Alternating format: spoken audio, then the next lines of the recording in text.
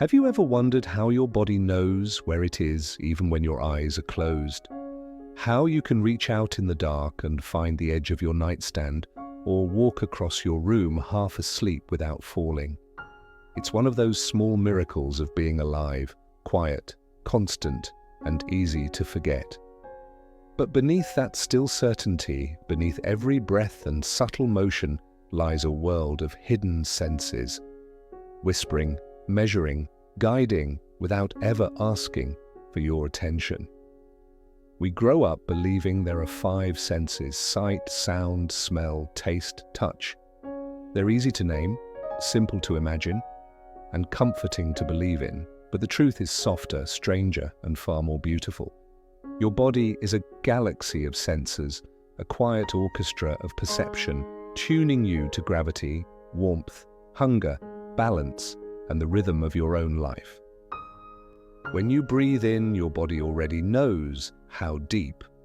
When you turn your head, your eyes and inner ears conspire to keep the world from spinning. When you reach for a cup, thousands of signals fire, tiny sparks that tell your brain, yes, this is where your hand ends and the world begins. You live inside this ongoing conversation, a seamless dialogue between body and mind, so fluent you forget it's even happening. Yet it's this very dialogue that gives rise to the feeling of being you. Without it, you wouldn't just lose touch with the world, you'd lose yourself. Close your eyes for a moment. Imagine floating in space, weightless, soundless, infinite, without gravity, without the pull of your muscles, without the texture of air against your skin. You wouldn't just drift, you'd disappear. Because the sense of being you is not built from thought, but from sensation. For centuries, philosophers believed consciousness lived in the mind, that the body was merely a vessel, a quiet servant carrying a clever brain. But neuroscience tells a gentler truth. The mind does not live inside the body. It emerges from it. Every heartbeat, every shiver, every breath is part of the architecture of awareness. You think, therefore you are, but even before thought, there is feeling.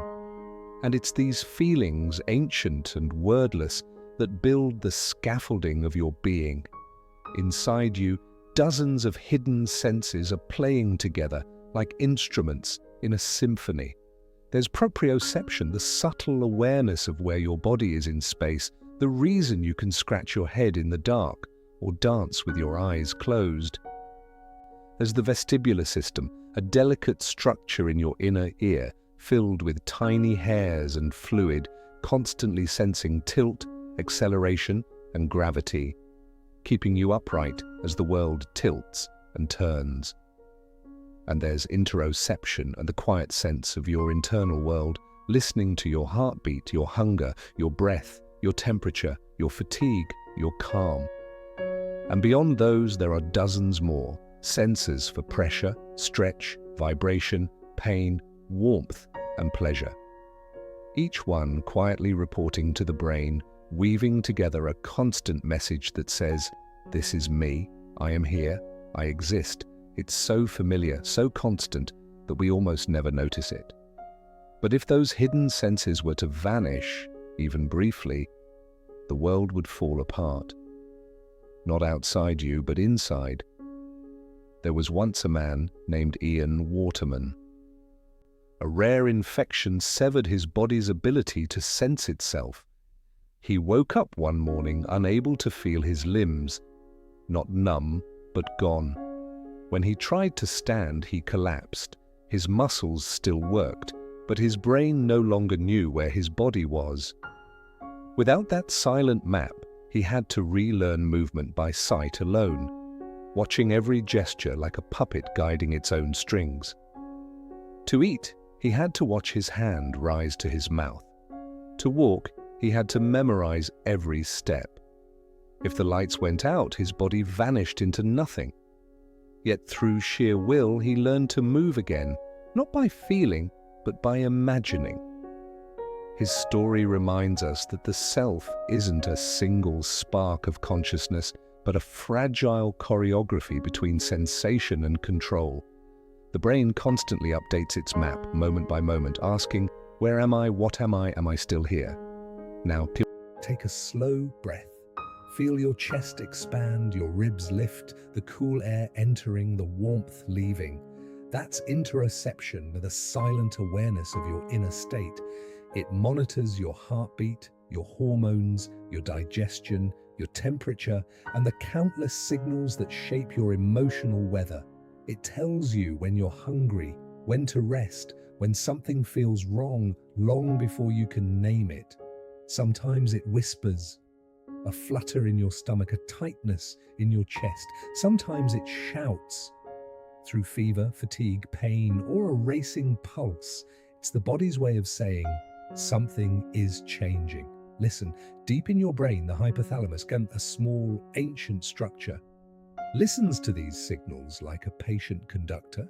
It maintains homeostasis, the balance that keeps you alive.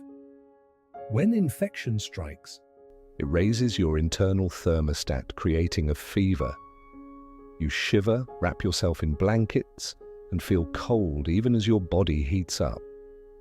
It's not confusion, it's strategy.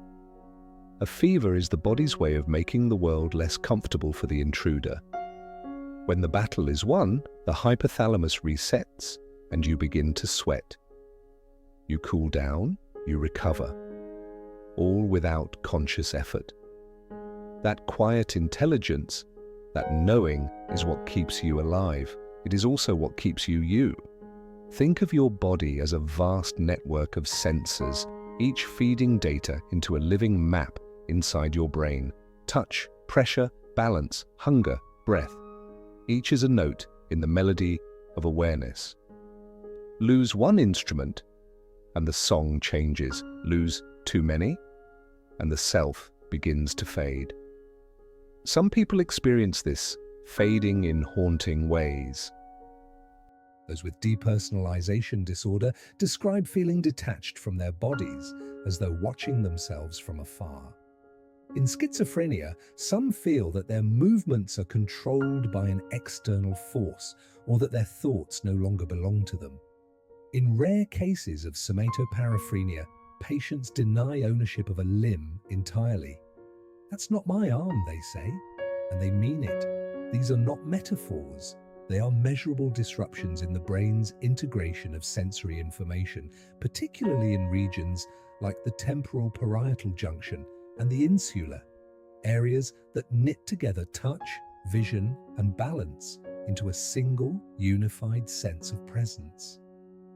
When those regions fall silent, the I dissolves. The brain, desperate for coherence, invents a new story to explain the confusion.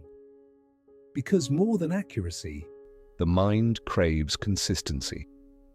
It needs to make sense, even if it must bend reality to do it. For most of us, though, the symphony holds. Even when we forget, the music of the hidden senses plays on.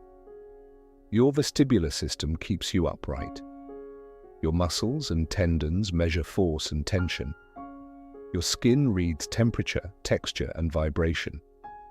Together, they perform the choreography of being alive, 1,000 signals arriving in perfect, effortless synchrony. Every motion, from typing to breathing to smiling, is a duet between intention and sensation.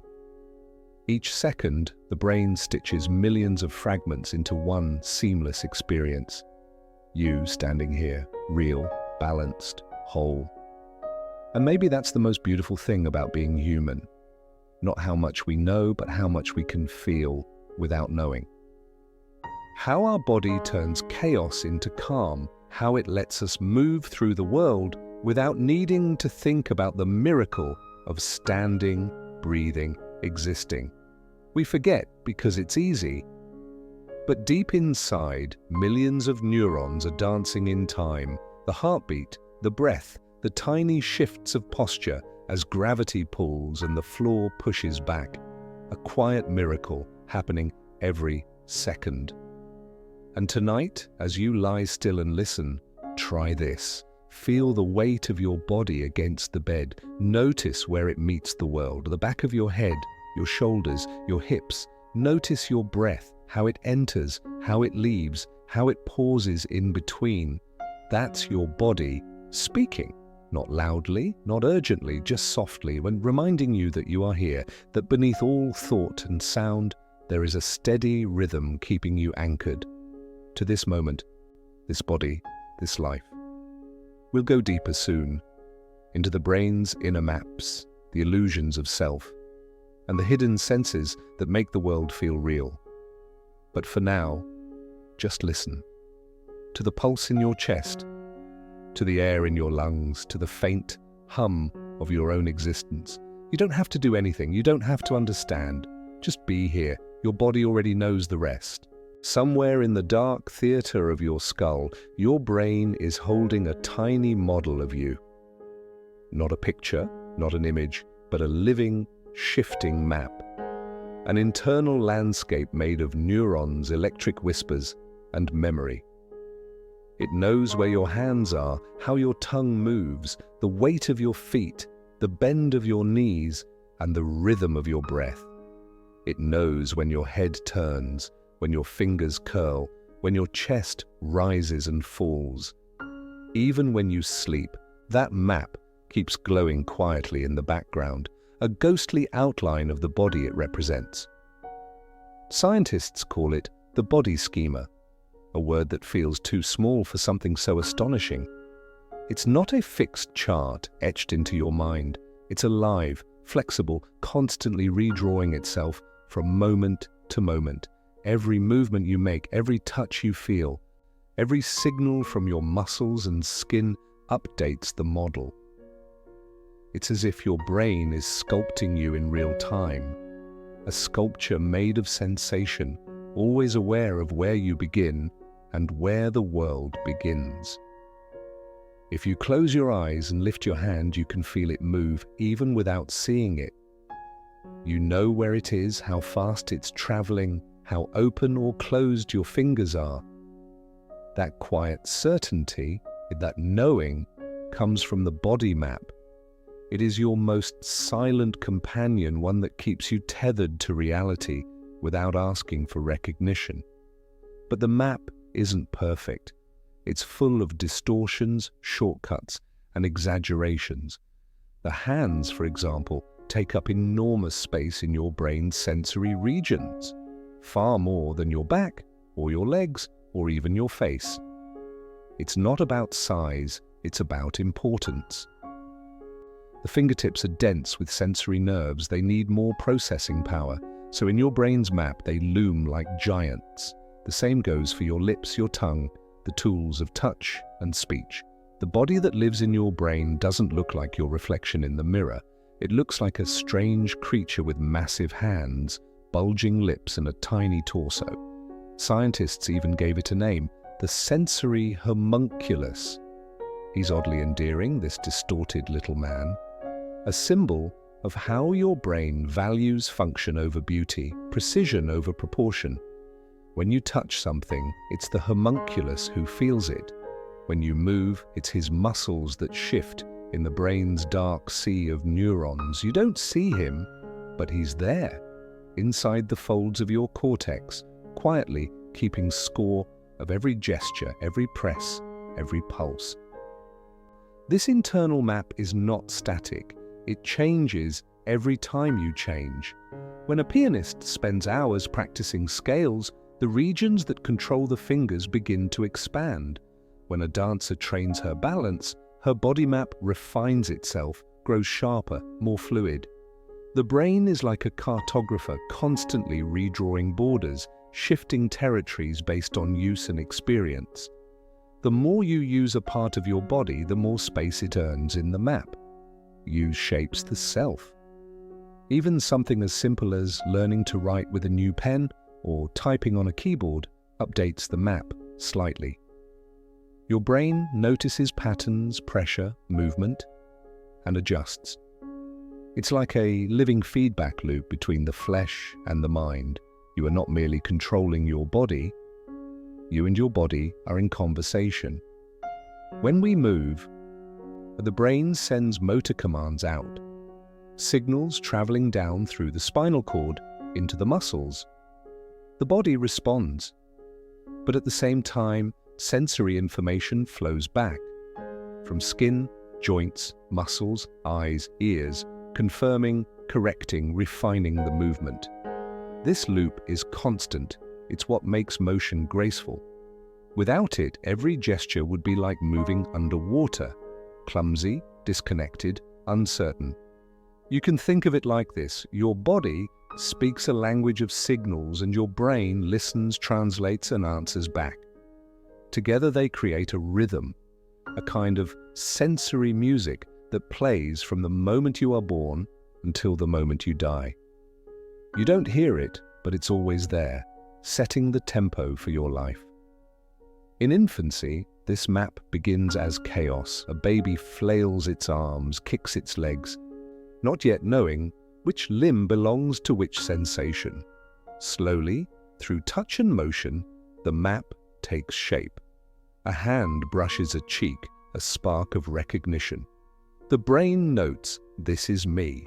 Over time, through thousands of such tiny discoveries, the self begins to form, not in thought, but in feeling.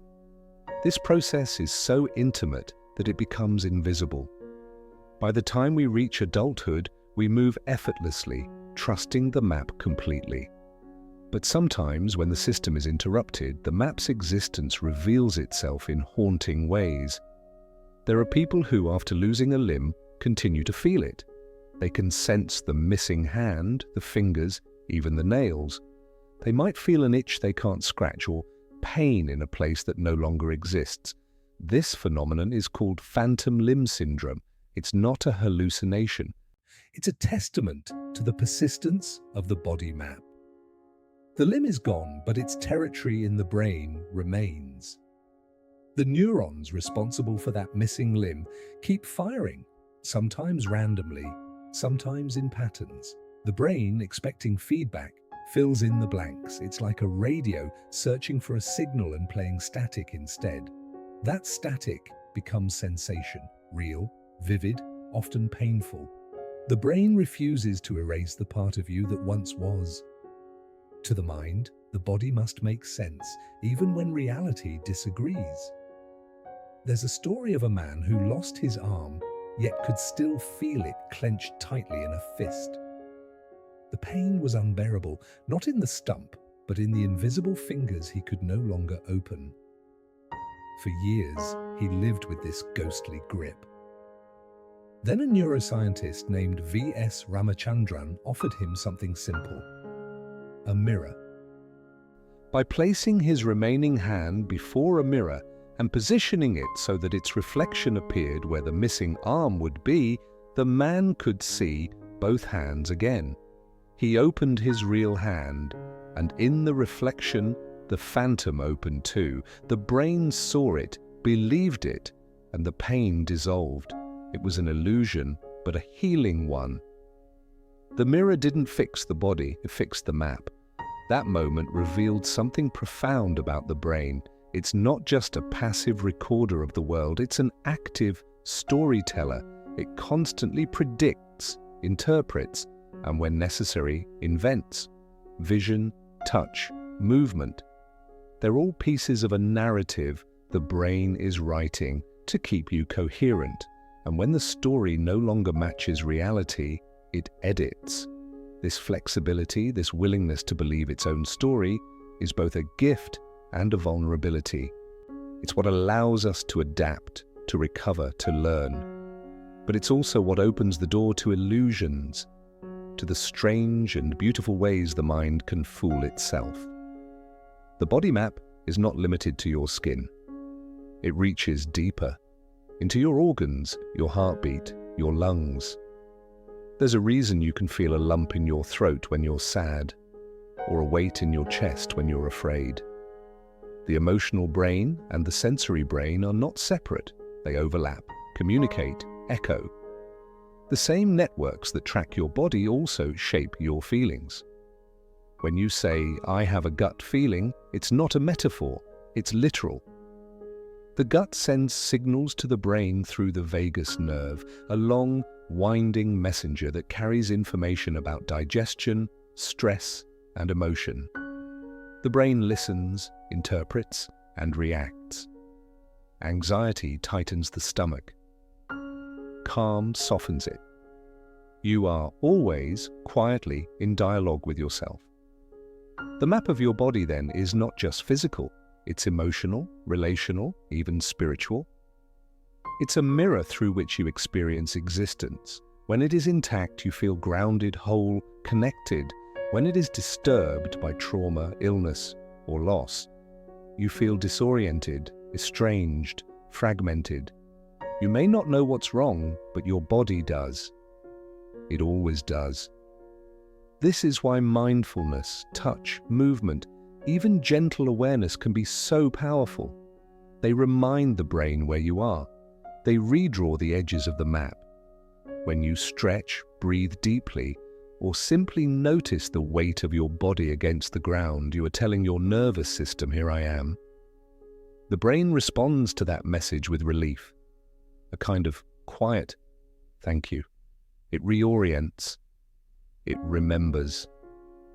It's strange, isn't it, how something so invisible can define so much of who you are. The map of your body is both invisible and essential, both scientific and sacred. It's the reason you can walk, hug, laugh, dance, cry. It's the reason you can feel the breeze and call it gentle, or hold a hand and call it love. Every gesture, every heartbeat, every shiver of skin is part of a single truth, that the mind and the body are one continuous thing, two languages telling the same story. In the quiet architecture of your brain, the map keeps glowing, redrawing itself with every step you take, every breath you draw. It shifts with time, with memory, with experience. It carries the history of who you've been and the blueprint of who you're becoming. And maybe that's the most intimate secret of all, that the body is not just something you live in. It's something you live through. It's the medium of consciousness itself. Right now, as you listen, your own map is active, tracing your hands, your heartbeat, your breath. Your brain is quietly checking. Are we balanced? Are we safe? Are we here? And the answer, whispered back through millions of tiny signals, is yes. You are here. You are whole. You are home. Imagine waking up one morning and feeling a hand that is no longer there. You can sense every finger, the bend of the knuckles, the weight of the palm resting beside you. You might even try to move it, and for a fleeting moment, you feel it obey. But when you look down, there's nothing. The limb is gone, yet the feeling remains. Vivid, undeniable, hauntingly real. This is the phenomenon known as the phantom limb. For those who experience it, it's not a dream, not a trick, but a deeply convincing illusion. It's as if the body refuses to let go of itself. The physical form may be changed, but in the brain's quiet cartography, the missing part is still alive. To understand why, we have to return to that shimmering internal map, the body schema that lives within your cortex. It's the blueprint that tells your mind where you are in space, how your limbs connect, how your muscles stretch and relax. When a limb is lost, the map doesn't update immediately. The neurons responsible for that part of the body keep firing, searching for signals that will never arrive. They still expect feedback, the warmth of skin, the pull of muscle, the vibration of movement. And in that silence, the brain begins to fill in the blanks. The phantom emerges not from imagination, but from persistence. The persistence of the brain's need for wholeness. For some, the phantom is gentle, a faint presence like a memory half remembered. For others, it's vivid and visceral. Fingers that curl tightly into fists, toes that cramp, an arm that feels twisted or burning. The sensations can be comforting or excruciating, familiar or alien. Yet in all cases, They are a testament to how deeply the mind insists on completeness. The first scientific description of phantom limb pain dates back to the 16th century. Ambroise Paré, a French surgeon, noted that soldiers who lost limbs in battle still complained of pain in the missing parts. He called it pain in the imagination. But imagination isn't the right word. Centuries later, with modern neuroimaging, we can see what those soldiers felt. When an amputee feels their missing hand, the brain's hand area lights up as if it were still there. The neural orchestra plays the same melody, only now the instrument is gone. The discovery transformed our understanding of the body. It revealed that the sense of self is not bound to the physical shape of the body, but to the brain's model of that shape. You don't simply have a body. You believe in a body, and that belief is written into your neural circuits. There's a quiet poetry in that idea. It means your body, as you experience it, is not solid. It's imagined.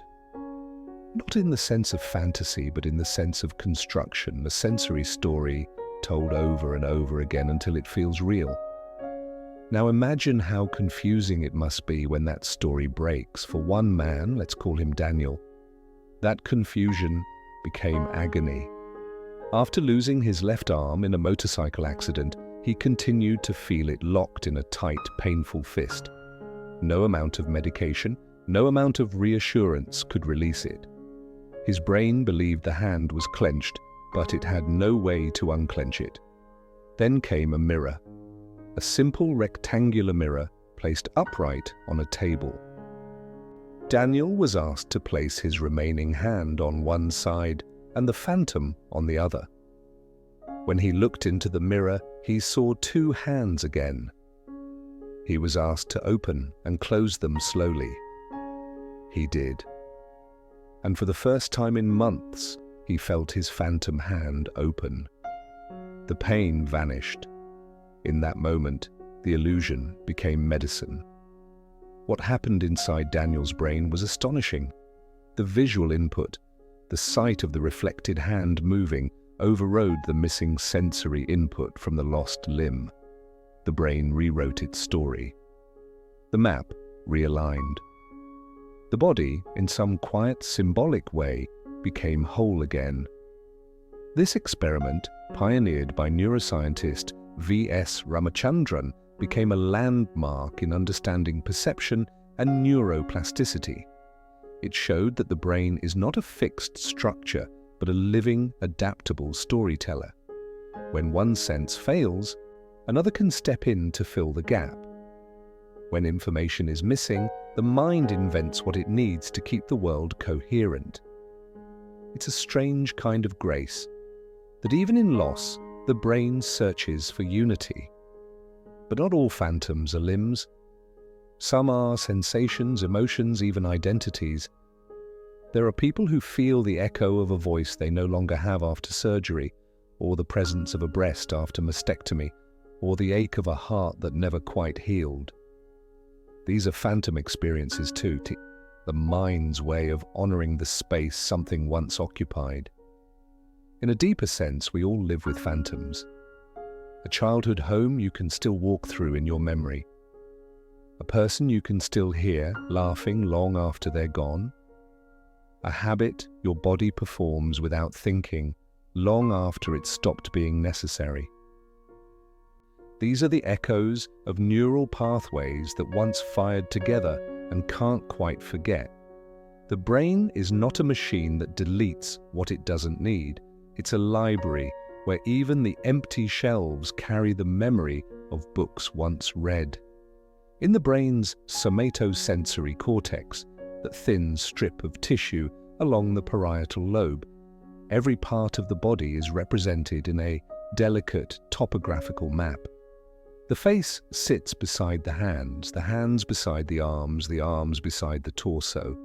When a limb is lost, the neighboring regions don't stay idle. They begin to expand, colonizing the unused space. That's why some amputees feel their missing hand when their face is touched. The neighboring facial neurons have reached into the abandoned hand territory. The border between face and hand is no longer clear. To the brain, borders are suggestions, not rules. That fluidity, the willingness to reshape itself, is the essence of neuroplasticity. It's what allows stroke survivors to relearn movement, blind individuals to read Braille with their visual cortex, and musicians to refine dexterity through endless practice. The brain, in its quiet way, is always redrawing the map. But the phantom limb reveals the bittersweet side of this adaptability.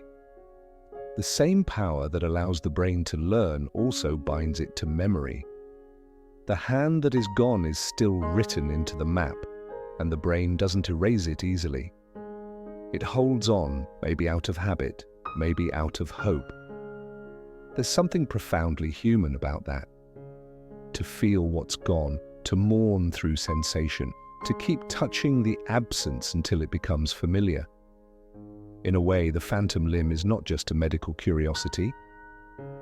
It's a metaphor for how we live. We carry invisible maps of everything we've loved and lost, places, people, moments. All of them still have territory in the brain. Sometimes they ache. Sometimes they hum quietly in the background. And sometimes, with the right kind of attention, they can be soothed. In recent years, technology has begun to build bridges between the phantom and the real. Prosthetic limbs, once simple mechanical tools, are now integrated with sensors that connect to the nervous system. Electrodes placed in residual muscles or even directly on nerves can transmit signals to and from the brain. The wearer can move the artificial hand by thought and feel pressure when it touches an object. For the brain, this feedback closes the loop. The prosthetic becomes part of the map. The phantom gains substance. It's no longer a ghost, but a new extension of the self. The implications go beyond medicine. They challenge our definition of what it means to have a body. If a prosthetic limb feels real, if it occupies space in the body map, responds to intention, and delivers sensation, then where does the real body end? Is it at the skin, the circuit, the signal? The line blurs, and in that blur, a new kind of self begins to emerge. One that is not limited by biology, but expanded by imagination. Some researchers have experimented with virtual reality, allowing amputees to see digital versions of their missing limbs and control them in real time. The results are often the same as the mirror experiment: relief, reintegration, peace. But more than that, participants report a strange emotional reaction, a sense of reunion. As if a long-lost part of themselves had come home. This suggests that embodiment, or the feeling of being a body, is more about coherence than correctness. The brain just wants the signals to line up. It doesn't matter whether they come from flesh, metal, or pixels. As long as the feedback feels synchronized, the self accepts it. And perhaps that's what the phantom limb ultimately teaches us. That selfhood is flexible, mercifully so. It can bend, adapt, include, forgive. It can lose parts and still feel whole. There's an image I often return to when thinking about the phantom limb. A person standing by the ocean at dusk, reaching out their hand toward the horizon. The waves reflect a color they can't quite name. The air is cool. Somewhere between the fading light and the endless water, there's a feeling of loss, of presence, continuity. You can't tell where the hand ends and the world begins. That's what embodiment feels like, a boundary that's both real and dissolving. We like to think of the body as a closed system, a container for the mind. But the phantom limb reminds us it's more like a field, an energy extending outward, shaped by sensation and belief. The body is not a thing, it's a process, a conversation between brain and world. And this conversation doesn't stop when the body changes. It keeps talking, keeps reaching, keeps imagining. Some amputees report something even more curious: supernumerary phantom limbs. Not just one missing arm, but 2 or 3. Sometimes they feel extra hands sprouting from their shoulders or floating in space beside them. To the brain, it seems, the idea of the body can multiply when the usual constraints fall away. It's as if, freed from physical limits, the self begins to explore alternative forms. What's fascinating is that these sensations can sometimes be controlled by thought. The person can move their phantom arms independently, as though conducting an invisible symphony. It's both surreal and deeply revealing.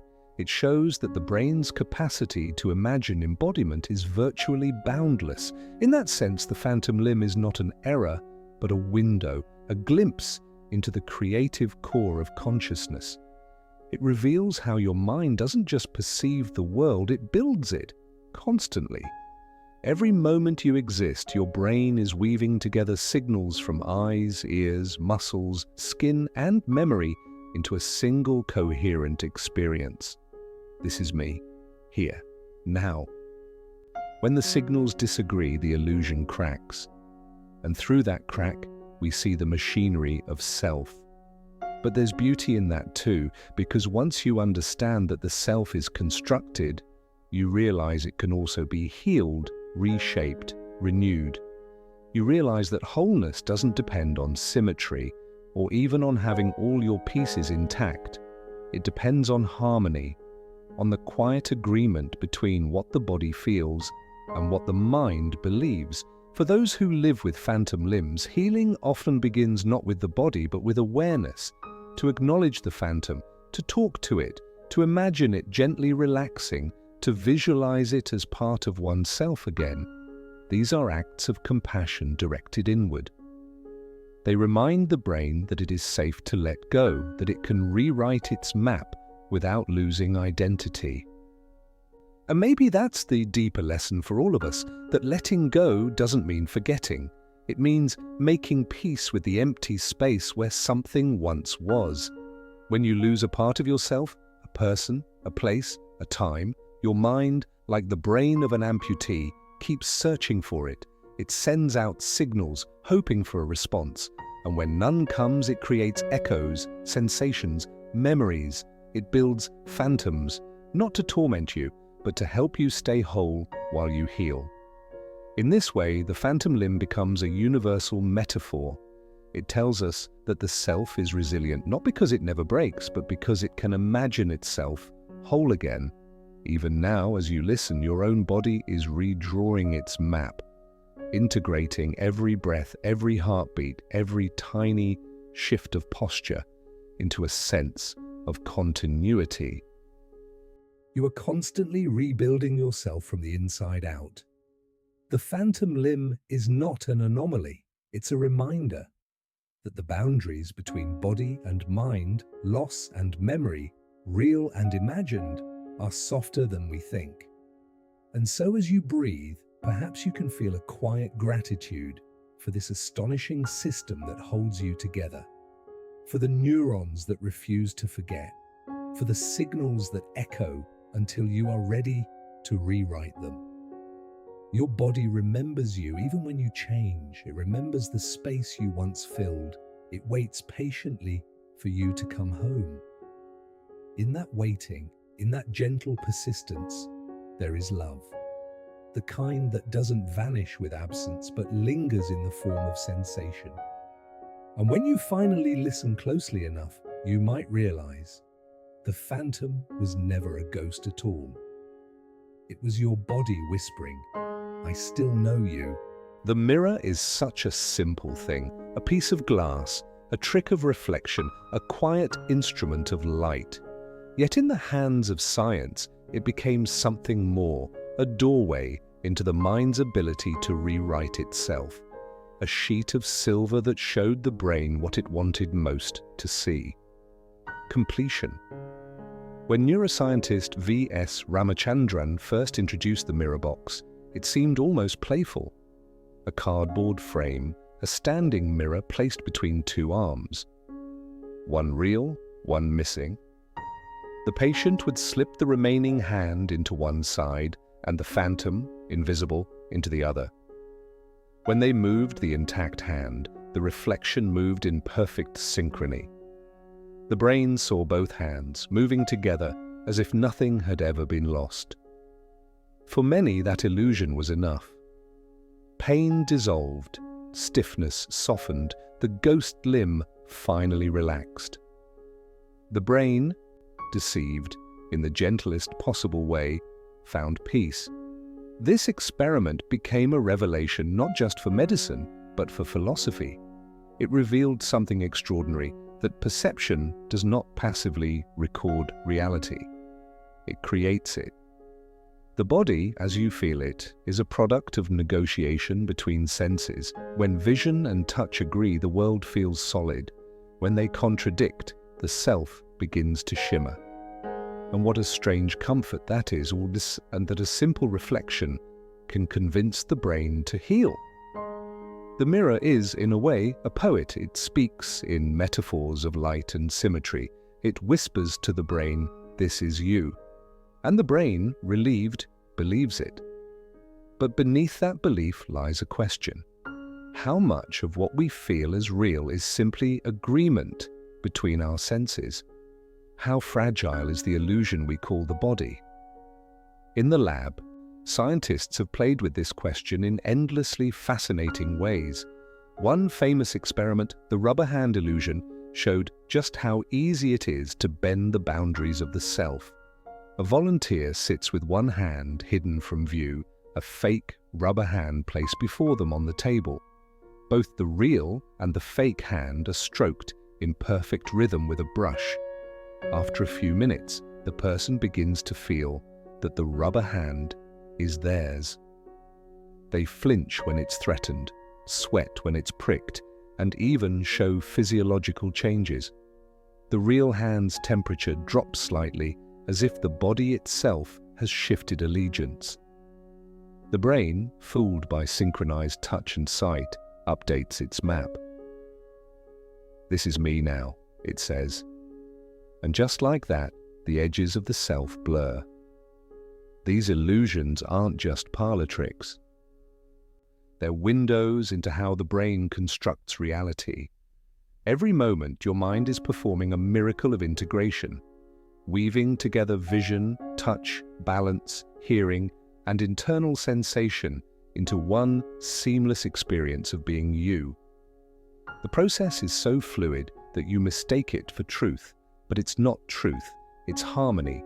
Break the harmony and the illusion fractures. That's what happens in disorders like depersonalization or schizophrenia. The brain's symphony goes out of tune. The conductor still waves, but the instruments play different melodies. Vision, touch, emotion, and body awareness lose sync. The person feels detached from their body, as though watching from outside themselves.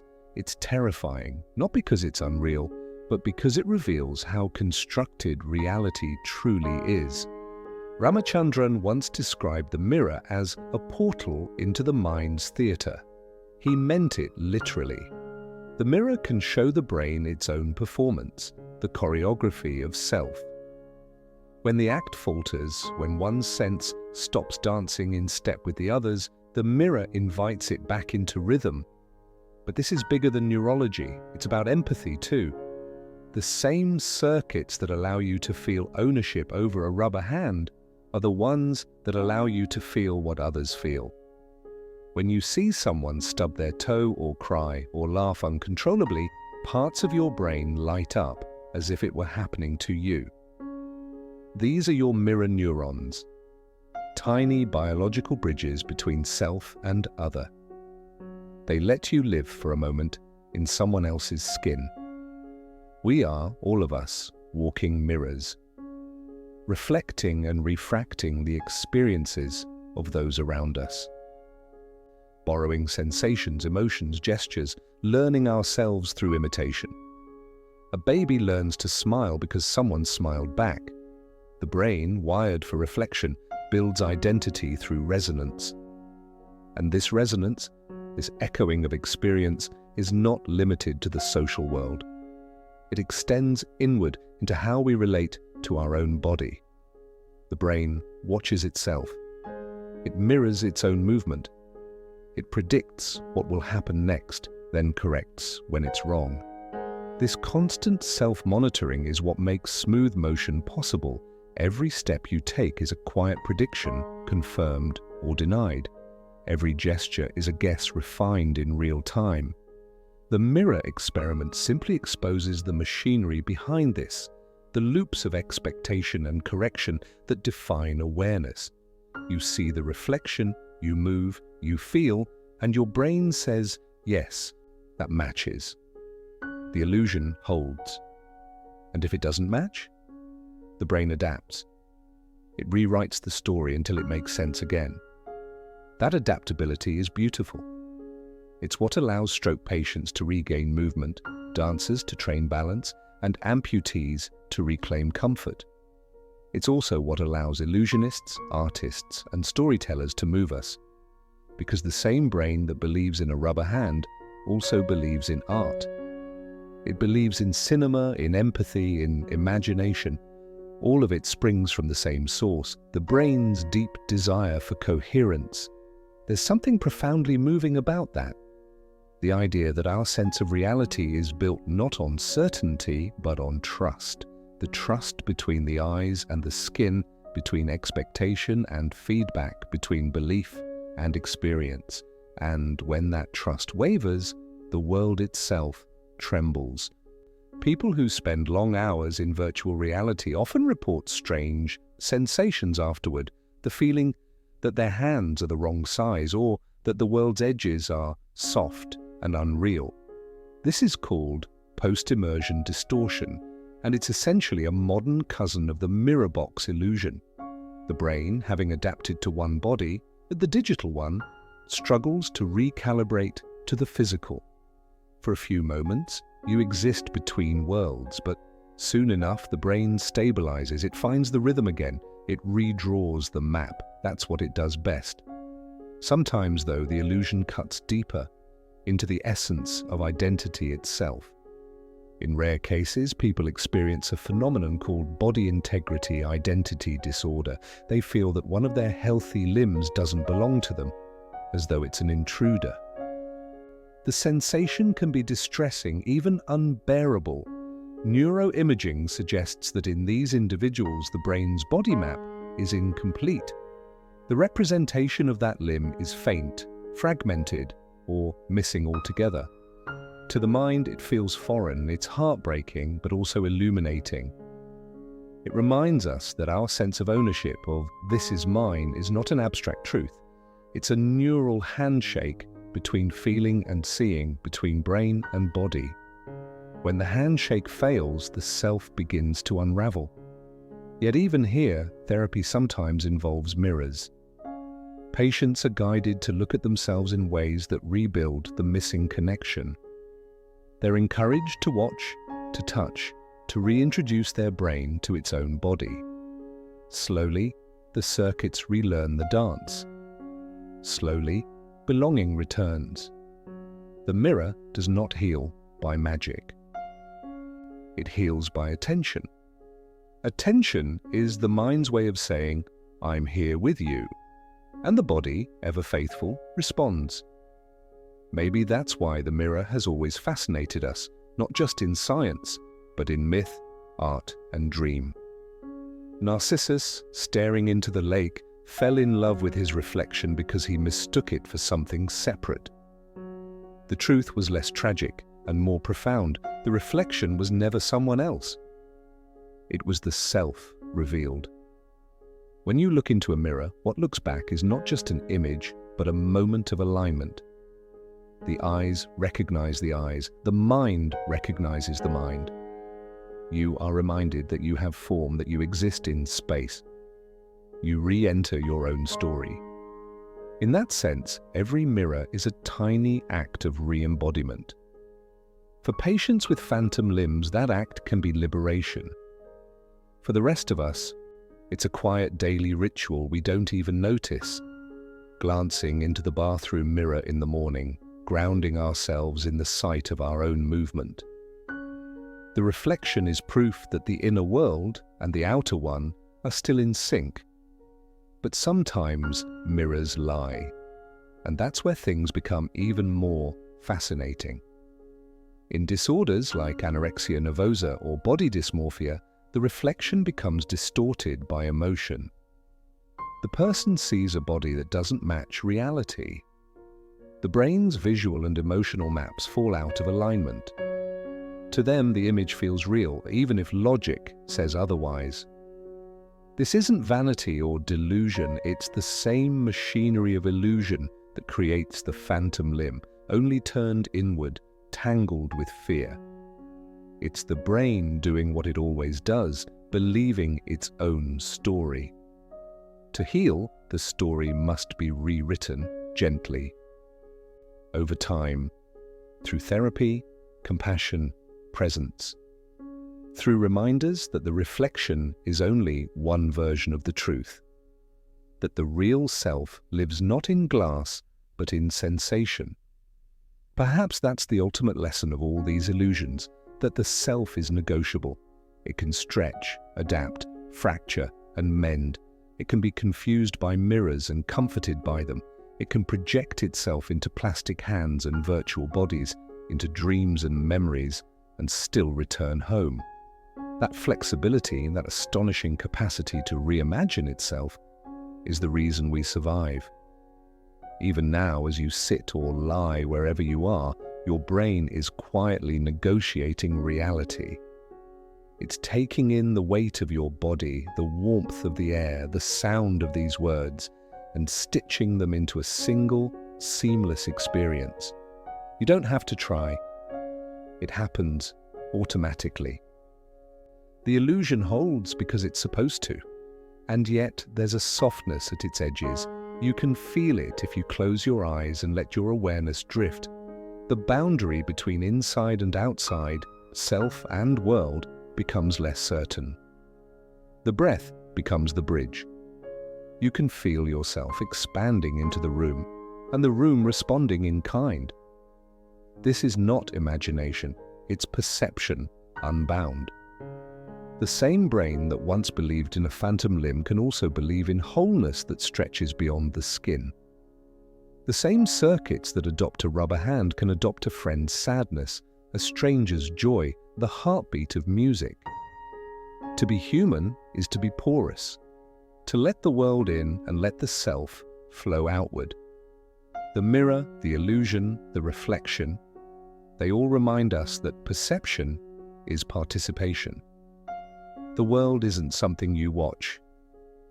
It's something you co-create. So perhaps the mirror's true gift is not correction but compassion. It doesn't tell you what's real.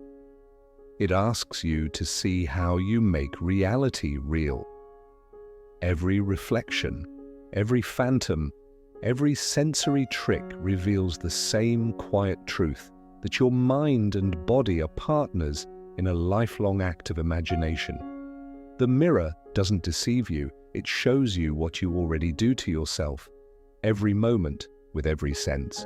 It shows you how beautifully the brain loves coherence, how earnestly it tries to keep your story whole.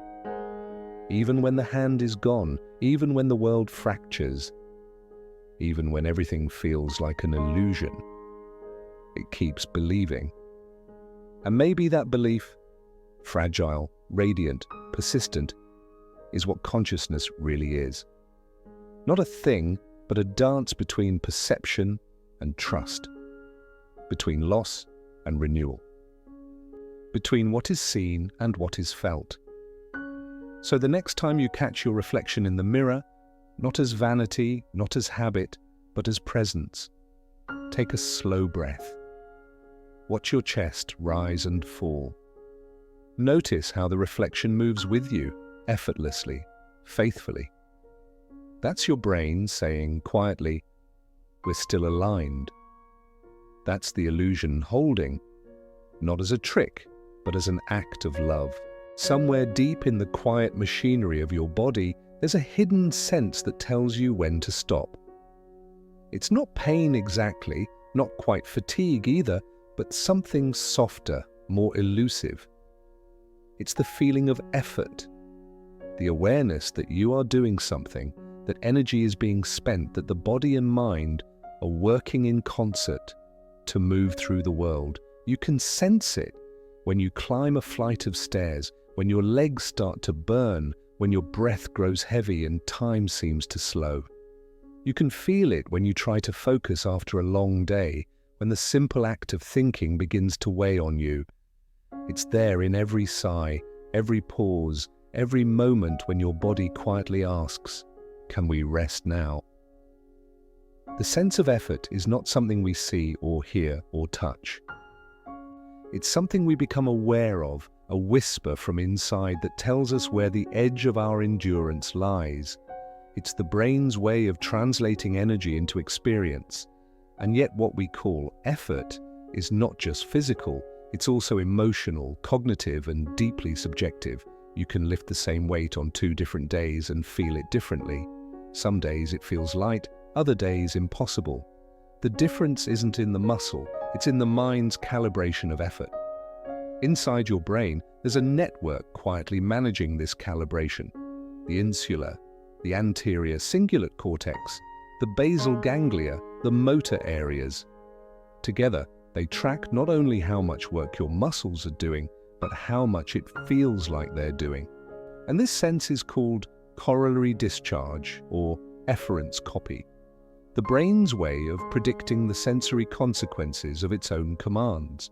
When you decide to move your arm, your motor cortex sends a signal to the muscles, but it also sends a copy of that signal to sensory areas, letting them know what to expect.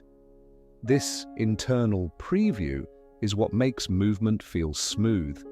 It also creates the experience of agency, the subtle knowing that I am the one moving. When that system goes wrong, the sense of effort can distort in strange ways. People with certain neurological disorders report that their limbs feel heavy, disconnected, or controlled by someone else. In extreme cases, movements may happen spontaneously, without conscious intention, as if the body is acting on its own. But in most of us, this sense of effort is beautifully tuned. It gives meaning to motion. Without it, action would feel hollow, mechanical, detached. Think of an athlete mid-run, breath sinking with heartbeat, muscles burning yet alive. The effort is intense, but within it, there's a kind of grace.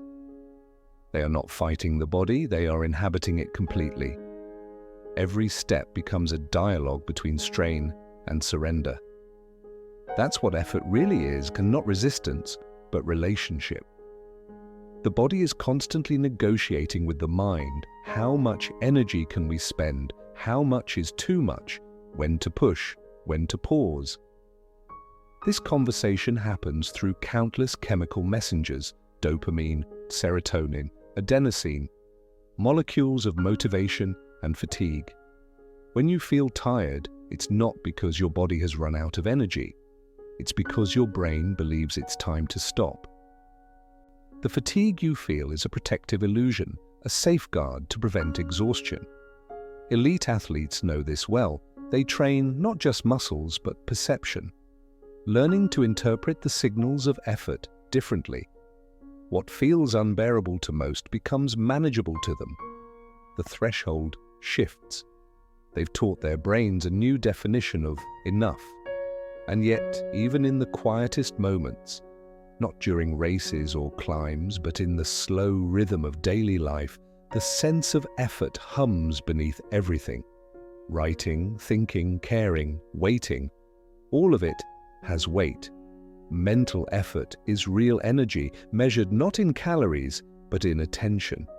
When you concentrate, your brain's networks consume oxygen and glucose, your heart rate subtly shifts, your pupils dilate. Thought itself leaves a physical trace. You are not just a mind using a body. Your thinking is bodily. That's why emotional effort can exhaust you as deeply as physical strain. Heartbreak anxiety, uncertainty. These are heavy not because they weigh on the heart, but because they tax the same circuits that manage endurance. The body doesn't distinguish much between running from a predator and running from a thought. The chemistry is similar, only the story changes. In a sense, effort is the thread that ties consciousness to survival. It tells you where your limits are, but also how those limits can move. Consider the moment you almost give up. The weight too heavy, the breath too fast, the mind too tired. And then something in you says, just one more step. That voice is not magical, it's biological. It's the prefrontal cortex overriding the midbrain, reason persuading instinct. The feeling of willpower is the brain balancing cost and meaning. Effort, at its core, is the language of meaning. You feel it most where something matters. A parent staying up all night with a sick child, a student pushing through the quiet hours before dawn, a musician repeating the same phrase again and again until it sings. Each of them is engaged in a sacred transaction, trading energy for purpose. The fatigue hurts, but within it, there is a strange beauty, a pulse of devotion. Your body knows when something is worth the effort. It senses alignment between intention and action. When that alignment is strong, effort becomes lighter, even pleasurable. Psychologists call this flow, the state where challenge and skill are perfectly matched, and the sense of effort seems to disappear. But it doesn't vanish, it transforms. The awareness of effort gives way to immersion. The brain no longer measures cost, it measures continuity. You become the doing itself. This is what artists mean when they say they're lost in the work, what meditators mean by presence, what athletes mean by being in the zone. It's not about ease, it's about harmony. In these moments, the brain's internal chatter quiets. The anterior cingulate stops signaling conflict. The body feels weightless yet alive. Time expands and contracts. You forget to question the effort because you've become part of it. And yet the return is inevitable. The body always calls you back. The muscles remind you they exist. The breath grows louder. The cost resurfaces. But now it feels earned, dignified, even intimate. Effort is how the body reminds the mind of its reality. Without it, there would be no feedback, no growth, no sense of accomplishment. You cannot feel the sweetness of rest without knowing the texture of fatigue. You cannot feel strength without once feeling weak. Effort gives contour to experience, carving valleys and peaks in the flat plane of existence. And like everything in the body, it is subjective. Two people can perform the same task and feel entirely different levels of strain. One sees it as burden, the other as purpose. The difference lies not in the task, but in the story the brain tells about it. Dopamine, the molecule of motivation, rises not with reward itself, but with the anticipation of reward. When the mind sees meaning, effort becomes lighter. When it doesn't, even small acts feel impossible. This is why despair feels so heavy. When meaning fades, every movement costs more. The body slows, not because it's broken, but because the incentive to move has dissolved. To heal from that, the body doesn't just need rest, it needs a reason to rise. Somewhere between biology and poetry, the sense of effort becomes a compass.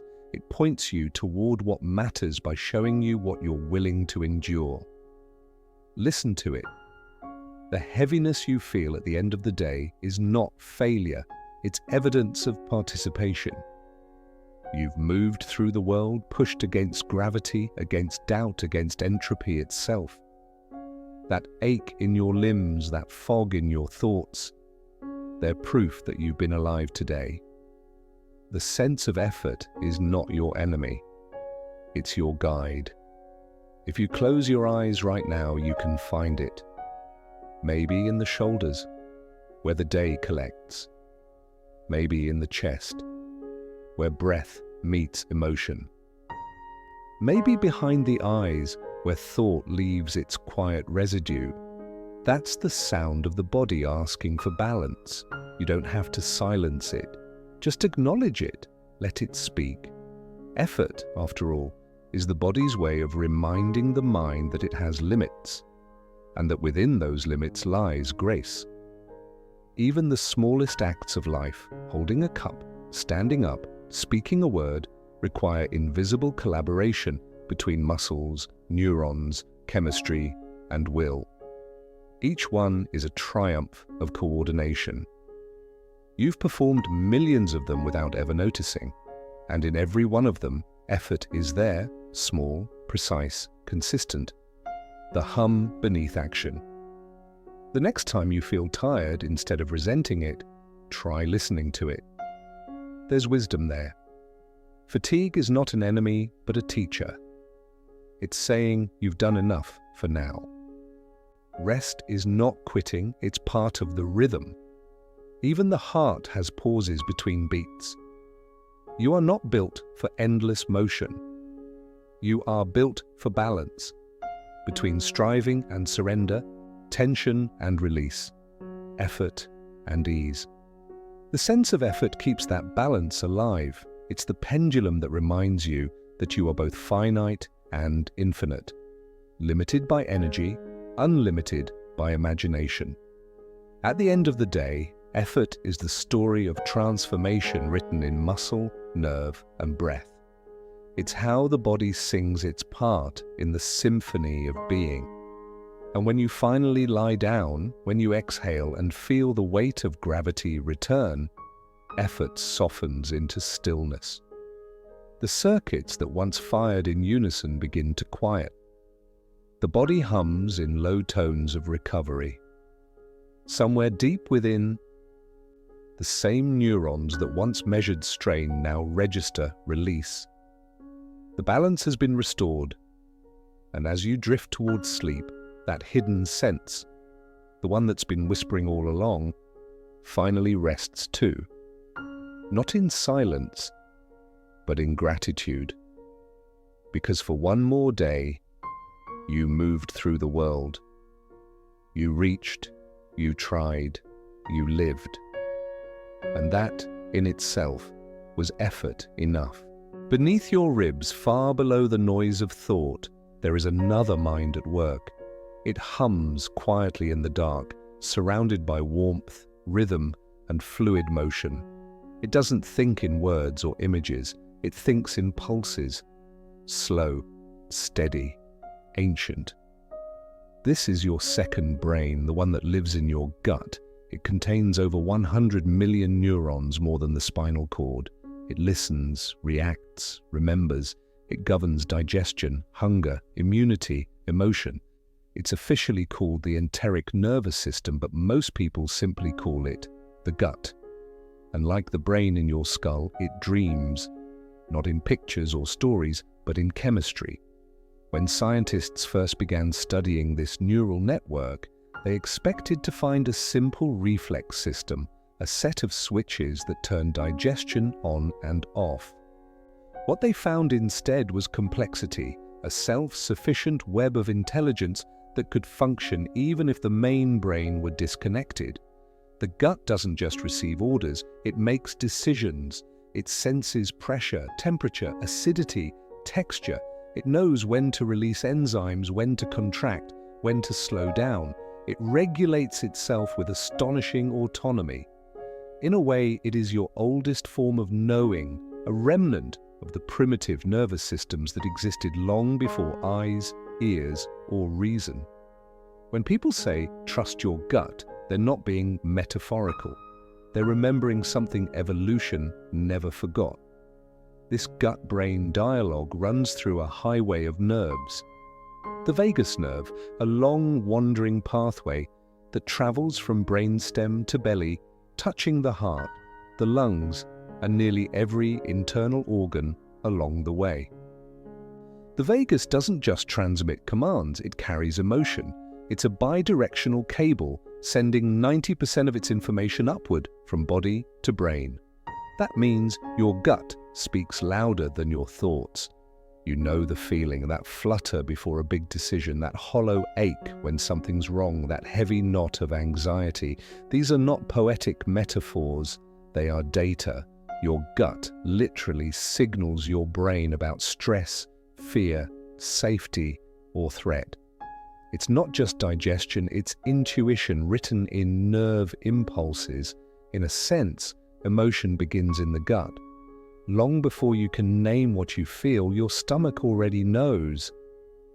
That's because the gut produces over 30 different neurotransmitters, including most of the body's serotonin, the chemical of mood and calm. It communicates with the immune system, the endocrine system, and the brain's emotional circuits. When your gut is balanced, you feel grounded. When it's disturbed, the whole world feels unstable. There's a quiet poetry in that peace of mind depends, in part, on peace of stomach. Modern science is just beginning to understand the depth of this connection. The gut microbiome, the vast community of bacteria that live inside you, plays a critical role. These tiny organisms produce molecules that influence mood, cognition, and even decision-making. They send messages through the vagus nerve, modulate inflammation, and help regulate stress hormones. In experiments with mice, transplanting gut bacteria from anxious individuals into calm ones can actually transfer anxiety. Change the microbiome, and you change the mind. It's strange to think that your sense of self might depend, in part, on the invisible citizens living in your intestines, a microbial chorus that sings in chemical harmonies.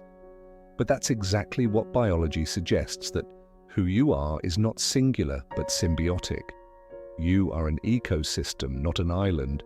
Your mood is not simply yours. It's a dialogue between trillions of lives. And when that dialogue falls out of tune, through stress, diet, illness, or trauma, the body feels it everywhere. Irritable bowel, insomnia, brain fog, panic. And these are not separate disorders. They are echoes of one conversation disrupted. To restore balance, the solution is not just mental, nor purely physical. It's both. You cannot calm the mind without calming the body, and you cannot calm the body without listening to the gut. In meditation, some traditions teach breathing not into the chest, but into the abdomen. The belly expands and contracts like the ocean's tide. The vagus nerve listens, the heart rate slows. The mind begins to follow the rhythm of the breath down and inward until thought and body are in the same room again. This simple act, breathing deeply into the gut, is in essence a conversation with your second brain. You are telling it, you are safe now. The gut listens to tone more than words. That's why stress tightens it. When the brain sends signals of fear, the digestive system braces, muscles tense, blood flow shifts away. This is why anxiety and stomach pain often arrive hand in hand. Your gut doesn't know the difference between physical danger and imagined worry. To it, all fear is real. The same is true of calm. When you take slow, steady breaths, your vagus nerve fires rhythmically, activating what's known as the parasympathetic response, the body's natural state of rest and repair. The heart slows, digestion resumes, tension releases. This is what we call gut feeling, but really, it's a full body language of trust. It's remarkable how emotions are mapped through the gut. Joy feels like expansion, fear feels like contraction, sadness lingers like a weight, love feels like warmth radiating from the core outward. Every feeling is embodied, every thought has texture. Modern culture often teaches us to ignore this, to live from the neck up, to rationalize, to analyze. But the body never stops feeling, the gut never stops speaking.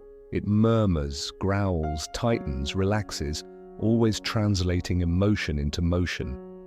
And when you finally start listening, something profound happens. The body begins to guide you again. Sometimes we think intuition is mystical, an invisible knowing. But biologically, it's the body's ability to integrate vast amounts of sensory and emotional data faster than conscious thought. It's pattern recognition on a cellular scale. The gut doesn't use logic, it uses memory, not the kind stored in words, but in chemistry. When something feels off, it often is. Your gut has already detected subtle cues, tone, tension, micro-expressions, vibrations in the voice, long before your brain can articulate why. It's not superstition, it's evolution. For hundreds of millions of years, organisms have survived by feeling before thinking. Our gut is that lineage made flesh. In this light, intuition is not irrational, it's pre-rational, the wisdom of biology preceding reason. And yet, it's fragile. Chronic stress, processed food, lack of rest all can dull the gut sensitivity. When the body forgets its rhythms, the signal becomes noisy, distorted. You stop trusting your instincts because you can no longer hear them clearly. Healing, then, begins not with analysis, but with reconnection, with nourishment, movement, stillness, breath, with remembering that the gut is not a servant, but a partner, that it holds memory, emotion, and intelligence. There's a kind of grace in realizing this, that your emotional life is not separate from your biology, that when you comfort your stomach, you comfort your soul. Some of the oldest healing traditions on earth knew this instinctively. In Ayurvedic medicine, the gut is called Agni, the inner fire, the source of vitality and clarity. In traditional Chinese medicine, the stomach and spleen govern thought and worry. Imbalance there clouds the mind. Tibetan monks speak of wind energy flowing between the belly and the heart, carrying emotion as breath carries air. Modern neuroscience has only begun to translate what those metaphors meant, that the body and mind are one system, bound by rhythm, chemistry, and trust. Sometimes I imagine the gut as an old musician, one who's been playing the same song for millions of years. The melody is simple: eat, move, rest, breathe. But the variations are infinite. When the tempo speeds up, we call it stress. When it slows down, we call it calm. The brain conducts, the gut improvises, and together they compose the music of being alive. If you listen closely, you can hear it right now, the soft gurgle, the pulse of breath, the hidden percussion of the heart. It's not noise, it's conversation. Your gut is always speaking. When you eat, it listens. When you laugh, it relaxes. When you grieve, it tightens. When you love, it glows. This conversation is older than language. It's how your ancestors sensed danger in the dark and safety in the arms of others. It's how you know the difference between "I want this" and "this feels right." And when you ignore it for too long, it doesn't stop speaking. It starts shouting. The symptoms appear: indigestion, tension, fatigue, anxiety. These are not enemies, they are messages. They're saying, come back to yourself. The gut doesn't ask for perfection, it asks for attention, for presence, for rhythm. It's why meals shared slowly in calm company digest better than those eaten in haste. It's why gratitude before eating, not as ritual but as pause, can shift the chemistry of digestion. The gut doesn't just digest food, it digests experience. Every emotion you swallow without expression, every conflict you avoid, every fear you suppress, the body carries them, literally, in the gut. It's no coincidence that trauma survivors often experience chronic digestive issues. The gut stores what the mind cannot bear to remember, but it can also release it through breath, through movement, through awareness, through the gentle act of feeling what's been unfelt. And this is the body's forgiveness, not dramatic, not instant, but slow and cellular. The gut lets go molecule by molecule, meal by meal, sigh by sigh. And one day you wake up and realize the tension is softer. The heaviness has lifted. The world feels safer again. That's what healing looks like. Not erasing pain, but restoring dialogue. You are not meant to live divided, brain against body, logic against feeling. You are meant to live as conversation. And when that conversation flows, when the gut and brain trust each other again, something beautiful happens. The world feels digestible, life feels manageable, the noise quiets. You begin to feel at home in yourself. The gut doesn't speak English or any language you know. It speaks in tides, in hunger, in butterflies. It speaks in warmth, in release, in the small, satisfied sigh after a meal. To listen, you don't need to translate. You only need to slow down. The next time you feel a twist in your stomach, or that wordless intuition rising before you decide, pause. Let it finish its sentence. It may be trying to tell you something your thoughts have missed. Your body is older than your mind.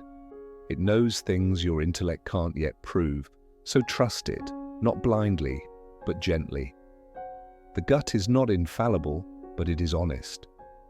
It tells the truth of the moment, the truth of what is safe, what is nourishing, what is real.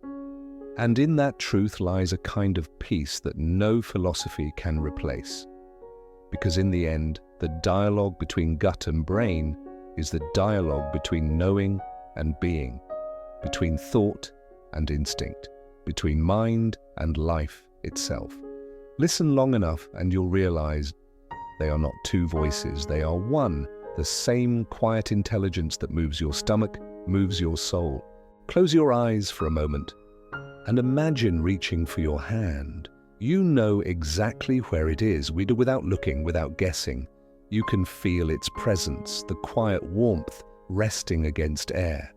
That invisible certainty that this is your hand and you are the one moving it seems so simple, so obvious that you never question it.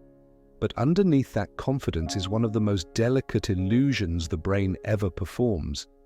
The illusion of ownership. The sense that this body belongs to you is not a given, it's a construction built moment by moment from countless signals flowing between skin, muscle, vision, and mind. When those signals align perfectly, you feel complete. When they drift apart, the world begins to fracture. Every breath, every blink, every shift of weight is the body quietly reaffirming, "This is me." Yet, that fragile chorus can fall out of tune. In psychology, there's an experiment called the rubber hand illusion. A person sits with one hand hidden while a realistic rubber hand is placed in front of them. Both the real and fake hands are stroked at the same time, perfectly synchronized. Within a minute or two, something strange happens. The brain adopts the rubber hand as its own. The person feels the touch where it doesn't exist. And if someone suddenly strikes the fake hand, the person flinches in real fear. The brain doesn't care about logic, it cares about coherence. When sight and touch tell the same story, even a false one, the brain believes. It rewires its sense of self around what feels consistent. That's the fragile magic of embodiment and the silent vulnerability behind it. For most of us, that illusion holds steady. We move, we see, we feel, and the world matches our expectations. But sometimes, through trauma, illness, or accident, that alignment breaks. There are people who wake up from surgery and feel that a limb no longer belongs to them, as though it's an intruder. They can move it, but it feels wrong, detached, alien. This rare condition, called body integrity identity disorder, reveals just how dependent the sense of ownership is on neural harmony. The limb is there, healthy and functional, but missing from the brain's internal map. The body and the self have fallen out of sync. On the other side of this spectrum are those who feel presence where there is none, the phantom limb phenomenon. For amputees, the missing limb doesn't vanish from experience. It remains alive in sensation, itching, burning, clenching. The brain refuses to let it go. In both cases, the truth is the same. The brain's image of the body does not match physical reality. The self is not fixed to flesh, it's fixed to the story the brain tells about flesh. That story can be edited, rewritten, distorted, healed. Even ordinary life offers glimpses of this fragility. Think of the moment you wake up after a deep sleep, before your senses fully return. That half-second of confusion where you don't know where your arms are or whose voice you're hearing. In that brief disorientation, the self has not yet come online. You exist, but you're not quite here. Or think of losing your balance in the dark. For a moment, gravity feels wrong, your body unfamiliar, the floor unreliable. The senses stop agreeing and your brain panics. Not because you're falling, but because you've lost your coordinates in space. This is how easily the sense of I can tremble. We like to imagine consciousness as a lighthouse inside the skull, a single beam projecting outward. But it's not that, it's more like a field of connections, constantly reassembling itself. The self isn't a point, it's a pattern, a choreography of signals syncing together just long enough for you to say, me. When neuroscientists study these phenomena, they often turn to people with depersonalization, a condition where the sense of self fades like a distant echo. Sufferers describe feeling detached from their own body, as if watching themselves through glass. Emotions flatten, the world loses color, time feels detached from motion. It's not madness, it's disconnection. The orchestra of embodiment suddenly out of tune. In brain scans, researchers find reduced activity in the insular cortex, the region responsible for integrating internal signals like heartbeat, breath, and temperature. Without this constant feedback, the sense of being in the body weakens. It's like watching your life on a screen instead of living it from within. This is why meditation, grounding, and slow breath can help. They turn the volume back up on those forgotten signals. They invite the body back into awareness. The simple act of feeling your heartbeat or noticing the weight of your hands can begin to rebuild that fragile bridge between self and form. Ownership of the body, then, is not possession, it's relationship. You don't own your body like you own an object. You belong with it, like partners in a lifelong dance. It listens to you, and you to it. You move through each other's language. The brain speaks in signals, the body replies in sensation.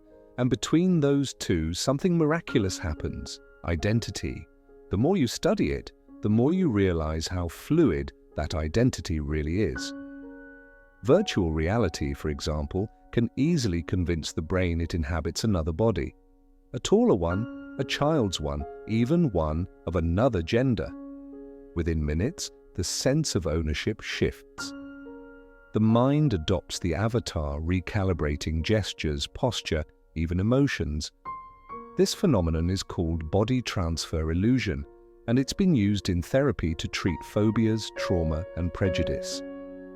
When you experience the world through another form, even virtually, your brain's empathy expands. You feel not as an observer, but as the other. This shows us something profound, that the sense of self is elastic. The borders of identity can stretch, dissolve, merge, and return. You can inhabit another's perspective without losing your own. In fact, doing so might remind you that you were never as isolated as you thought. The philosopher Maurice Merleau-Ponty once wrote, The body is our general medium for having a world. Without it, perception collapses. The body is not a vessel for consciousness, it is consciousness made visible. Every thought passes through its rhythms, every emotion has its echo in muscle and blood.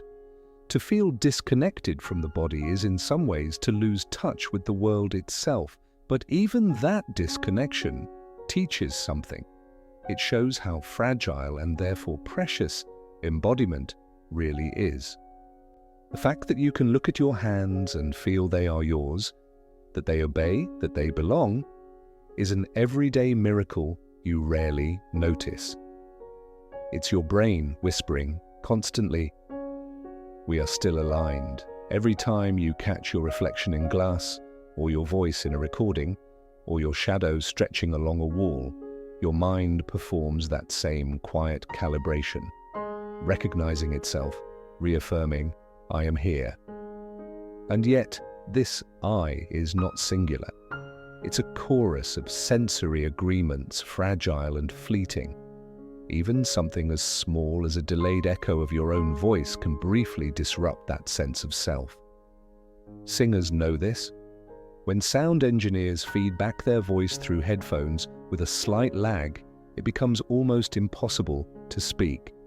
The brain expects synchrony, and when it doesn't find it, it hesitates. Reality, it seems, is built on microseconds of alignment. Every moment you feel like yourself is the result of countless predictions matching perfectly. Vision predicts movement. Touch confirms it. The body's internal model updates and the illusion holds. But when those predictions fail, when signals don't match, when feedback disappears, the world tilts. You no longer feel embodied, but suspended. And still the brain tries. It fills the gaps, invents continuity, even at the cost of accuracy. It would rather believe a coherent illusion than face disconnection. That's what makes the self both fragile and resilient, a flame that trembles but rarely goes out. You can see this resilience in people who lose proprioception, their internal GPS. They cannot feel their limbs in space, cannot sense movement or balance. And yet, with vision and determination, they learn to move again. They reassemble the self through sight, concentration, and will. Every step becomes a prayer of coordination. Their struggle reveals the miracle of embodiment that most of us take for granted. The effortless dance between prediction and perception, the ceaseless merging of mind and matter. Your body is not something you own. It is something you are becoming every second. Even your cells know this truth. Every 7 years, nearly all of them are replaced. The body you call mine is not the same one you had as a child. Yet your sense of self flows through it like a river, continuous, but never the same water twice. Perhaps the real question is not what you are, but when you exist in every instant. The brain, body, and world agree on each other's presence. When that agreement breaks, you disappear for a moment, not gone, but unanchored. And when you return, when the breath deepens, when the eyes refocus, when the feet feel the ground, you find yourself again, softer, quieter, more human than before. This is the secret beauty of embodiment. It is fragile, yes, but endlessly renewable. Every time you breathe, you re-enter the world. Every heartbeat redraws the boundaries of who you are. So tonight, as you listen to these words, perhaps you can feel that miracle unfolding right now.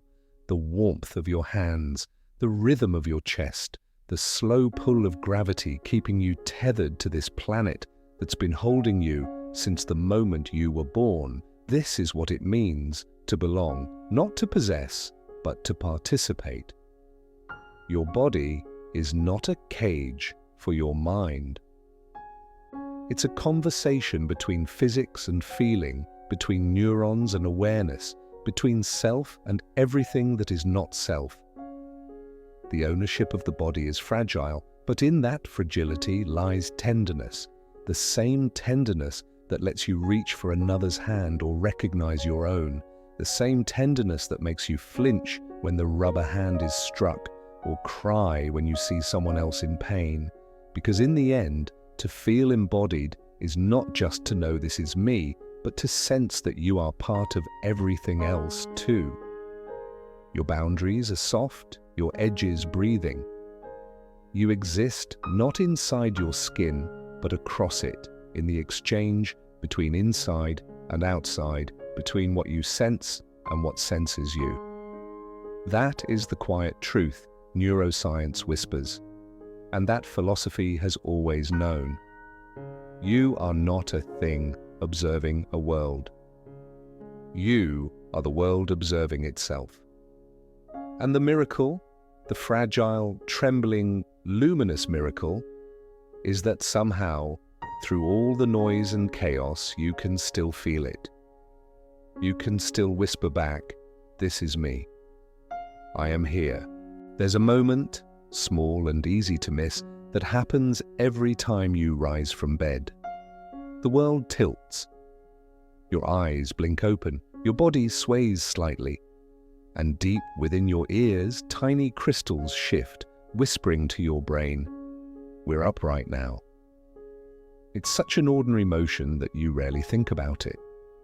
But in that single second, a silent network of sensors, fluids, and neurons performs one of the most sophisticated calculations the human body ever does: the act of balance.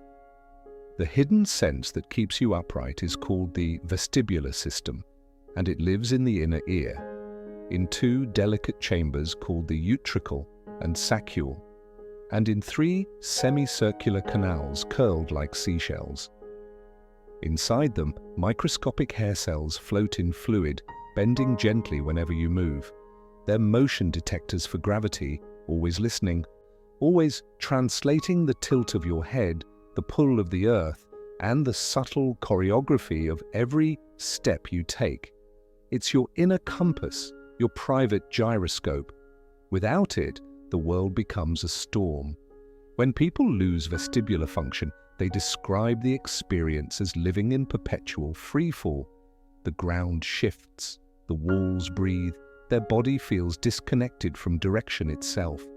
They reach out for anchors, a wall, a chair, another human being, not to walk, but to exist steadily. It's a haunting reminder of how dependent the mind is on the body's quiet sense of down. Because to be human is to live inside gravity. Not just the gravity that pulls your feet to the ground, but the psychological gravity that keeps your thoughts from floating away. Every balance is double. There is the balance of the body, the delicate tilt of muscle and bone, and there is the balance of the soul, the calm between chaos and control. The vestibular system, hidden in its spiral bones, does more than steady your steps. It stabilizes vision, aligns posture, and even shapes emotion. When you spin too fast and the world keeps turning after you stop, it's your inner ear's fluid still swirling. But when your life spins too fast and you can't quite tell where you stop and the world begins, that too is a kind of vertigo. Scientists call the inner ear's influence on emotion the vestibulo-autonomic connection. It's the way physical imbalance can trigger anxiety, and calm movement can soothe it. If you've ever rocked a baby to sleep, swayed during music, or felt peace while floating in water, you've felt that connection. And the same pathways that stabilize your gaze also stabilize your heart rate. The brainstem doesn't distinguish much between falling and feeling. That's why when you're overwhelmed, you instinctively seek ground. You sit down, you breathe, you let the world settle back into its coordinates. Balance, it turns out, is the language of safety. In the vestibular nuclei, a cluster of neurons deep in the brainstem, signals from the inner ear blend with data from vision and proprioception. Together, they create a unified model of where you are in space. If that model breaks, if the information disagrees, dizziness arises. Your eyes say the world is still, but your ears say it's spinning. Your body freezes, uncertain which to believe. The same can happen in the mind. When emotion and logic disagree, when memory and perception don't align, we experience a kind of mental vertigo. We lose our orientation inside ourselves. And like the physical kind, it's terrifying. Yet even in that disorientation, the brain tries to find equilibrium. It adjusts, it recalibrates, it learns a new rhythm. This is what balance truly is. Not perfect stillness, but the constant act of returning. Every step you take is a tiny fall, caught and corrected in time. Every breath is a swing between inhale and exhale, between holding on and letting go. Even your heartbeat is not steady. It dances between beats, flexing to the rhythm of life. You are never truly still. You are a symphony of controlled instability. And somehow that's what makes you graceful. In the vast theatre of your nervous system, the vestibular sense plays the quiet percussion, the metronome beneath every motion. It doesn't shout like sight or sound, it hums a steady note of orientation. Without it, the body becomes a question mark. With it, every movement becomes music. Astronauts know this better than anyone. When they leave Earth, the pull of gravity disappears and their inner ears lose their compass. Up and down cease to exist. Some become sick, disoriented, emotionally adrift. Others describe it as transcendent, like floating in pure awareness, freed from the anchor of the body. But even they must retrain their sense of balance when they return. The first steps back on Earth are heavy, uncertain, like learning to dance again. It's humbling. The reminder that balance is not something we own, but something we constantly negotiate with the world. In the quiet spaces of the brain, balance is not just a sense, it's a metaphor for being alive. You balance between certainty and wonder, between structure and surrender. Too much control and you become rigid. Too little and you fall. Life, like walking, is a series of recoveries. Even the word equilibrium carries poetry. It means not to stand motionless, but to move with equal grace in all directions. It's the posture of trees, swaying with the wind, not breaking under it. It's the breath between words, it's the calm beneath change. Our ancestors understood this long before neuroscience did. In Tai Chi, balance is the foundation of strength. In Buddhism, balance, samavayama, samasati, samasamadhi, is part of the Eightfold Path. In Western philosophy, Aristotle called it the golden mean, the art of finding virtue between extremes. And in modern neuroscience, balance has its own golden mean, the ceaseless harmony between the vestibular system, the visual cortex, and proprioception. The body doesn't demand perfection, it demands harmony. When you tilt your head, your eyes rotate in the opposite direction, a reflex called the vestibulo-ocular reflex, stabilizing your gaze so the world doesn't blur. It's one of the fastest reflexes known to biology. It happens faster than thought, faster than awareness, and maybe that's what emotional balance is too, not absence of turbulence, but the reflex to stay clear through it. When life tilts, when someone leaves, when dreams shift, when the ground feels uncertain, your mind has its own vestibular reflex. You find focus again.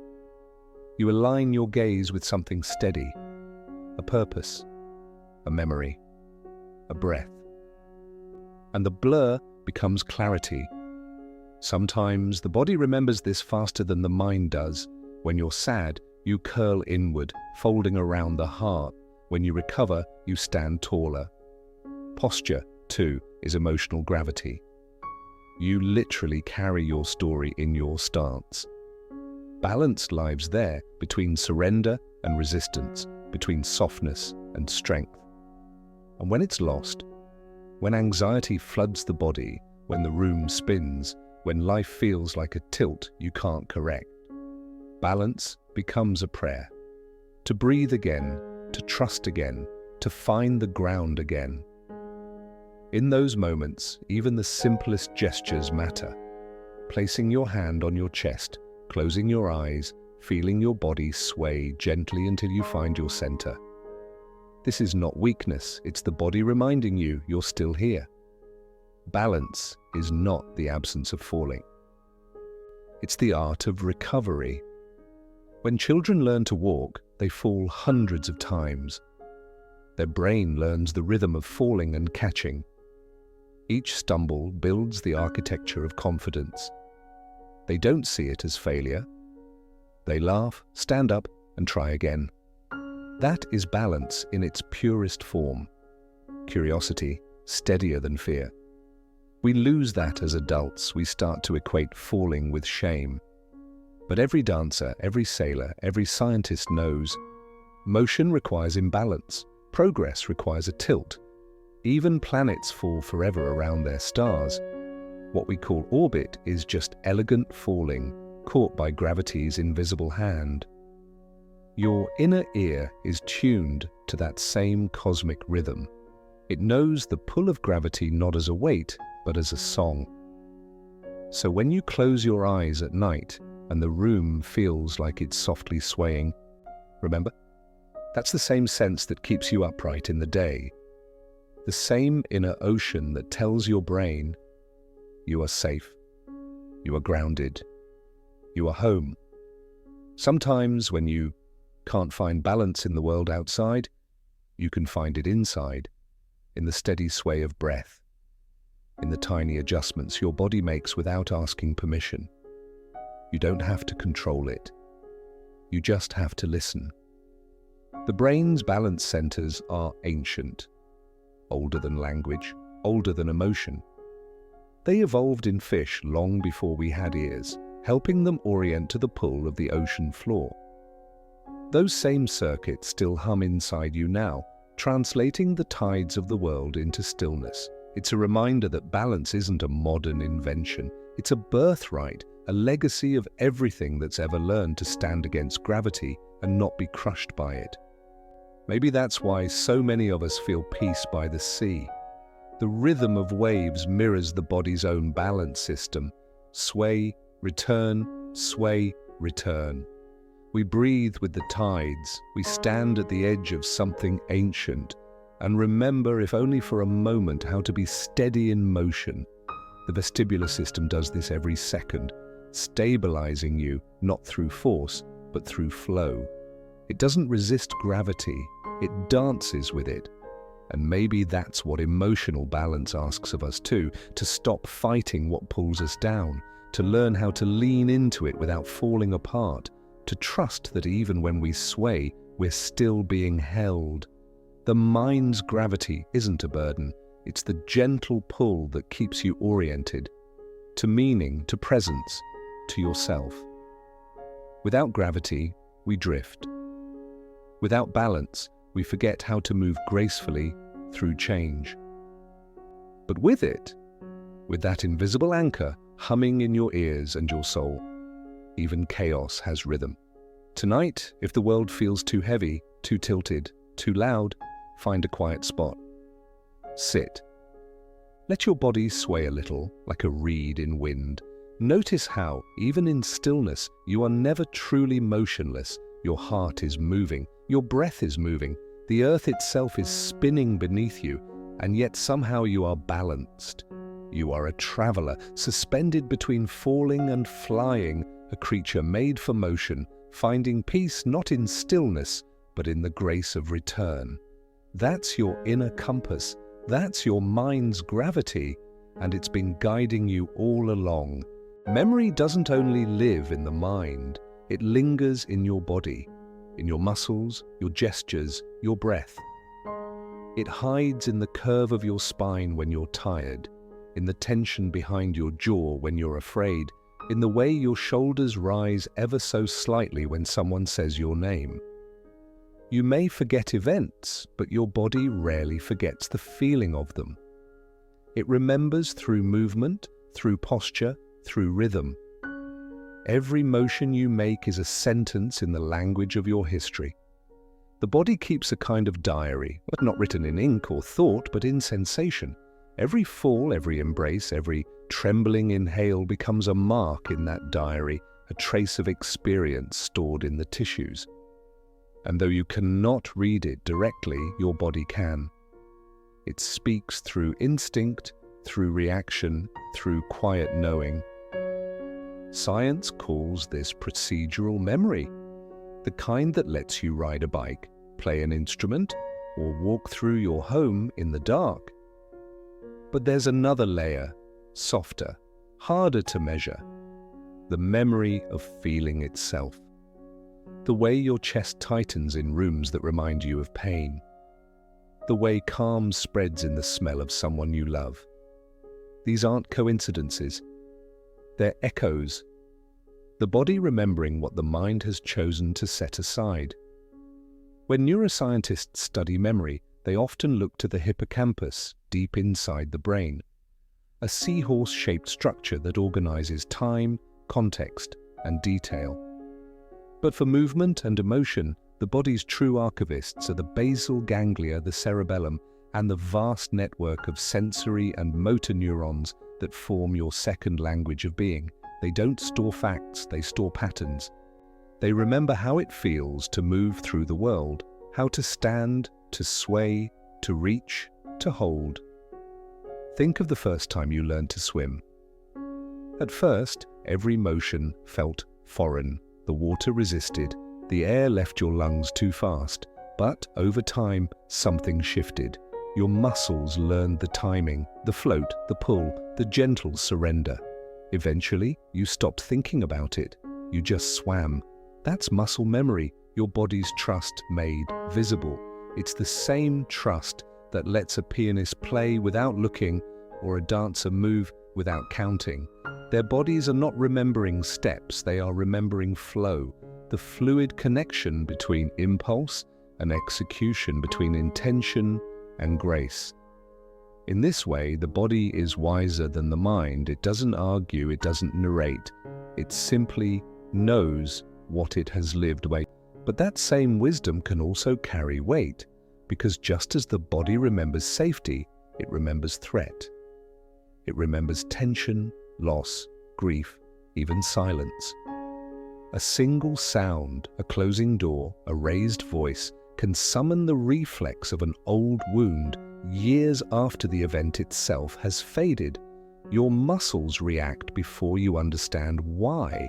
The body moves faster than consciousness. This is why trauma is not just psychological, it is physiological. The nervous system, once overwhelmed, learns patterns of protection. It builds reflexes that make sense in danger, but linger long after the danger has passed. Shoulders tighten, breath shortens. The body stays half ready to run, even in rooms that are perfectly safe. Therapists who work with trauma often begin not with memory, but with motion. They help people relearn the language of safety. Through breath, through movement, through gentle reintroduction to the sensations of being alive. Because healing, in the truest sense, is not about forgetting. It's about teaching the body that the present is not the past, that what it remembers can finally rest. Touch plays a powerful role in this relearning. A hand on the shoulder, a hug, even the weight of your own palm against your chest. Touch is the oldest language of reassurance. Before words, before thought, there was contact, skin against skin, heartbeat against heartbeat. It's how infants learn comfort, how lovers share silence, how grief finds release. When you touch or are touched, the skin sends signals through a special class of nerve fibers, C-tactile afferents, that carry not sharp pressure or pain, but emotion. They fire slowly, rhythmically, tuned to the gentle stroke of affection. Their destination is not the sensory cortex, but the insula, the region that integrates emotion and bodily awareness. That's why a soft touch can calm the heartbeat or slow the breath. It's not just a sensation, it's a message. One body telling another, you are safe here. Even the absence of touch carries memory. The spaces where warmth once was can ache, quietly, like an unfinished sentence. The brain doesn't fully distinguish between physical and emotional absence. Both leave impressions in the same circuitry of feeling. Your skin, your muscles, your posture. They are all extensions of the nervous system, and the nervous system is, in essence, a living timeline. It carries not only what you've done, but how it felt to do it. Close your eyes for a moment. Notice how your body sits or lies right now. There's a certain rhythm in your stillness. The way your breath expands the chest, the way your feet rest against the ground. Even now, this posture says something about your state. Comfort, tension, anticipation, peace. Your body is always speaking. You just have to listen closely enough to hear the story it's telling. Memory lives in motion. When you walk into a room you haven't visited in years, and your steps unconsciously slow, that's not nostalgia, that's recognition in the muscles. When you pick up a tool you haven't touched since childhood, and your hands remember what to do, that's not miracle. That's the quiet continuity of experience. In dance therapy, people rediscover forgotten parts of themselves through movement. A simple sway, a turn, a stretch can awaken something buried deep. Because motion isn't just mechanical, it's emotional geometry, shaping the space between body and world. Every gesture is a dialogue between inner and outer. Even athletes, whose precision seems purely physical, speak of flow states where action and awareness merge. In those moments, they are not controlling the body, they are the body. The boundary between thought and movement disappears. That state, fluid, timeless, effortless, is the body's purest memory of freedom. But memory, like balance, is not static. It's constantly rewritten by experience. When you learn something new, your brain doesn't erase the old pattern, it overlays it. That's why healing doesn't mean deleting pain. It means giving the body new memories of safety, strong enough to coexist with the old ones. This is how resilience is built, layer by layer, like a muscle that learns strength through gentle repetition. Every calm breath, every moment of rest, every act of kindness to your own body becomes a counter-memory, teaching your nervous system that peace, too, can be familiar. You can think of it as emotional muscle memory, the way practice makes calmness easier to find, just as repetition makes movement smoother. The more you return to stillness, the more your body remembers how to return. There's a term in neuroscience, neuroplasticity. It means the brain can change itself, adapt, rewire. But there's also somatic plasticity, the way the body learns new ways to exist in the world. It's why recovery is possible, why even the deepest pain can become softer over time. Because every new experience, every laugh, every walk, every quiet night of sleep is another brushstroke on the map of you. The body's memory is not limited by the past. It's sculpted by the present. It listens constantly to what you do now. That's why rituals matter. Stretching in the morning, breathing before sleep, sitting with stillness at the end of the day. They are reminders to your nervous system. This moment is safe.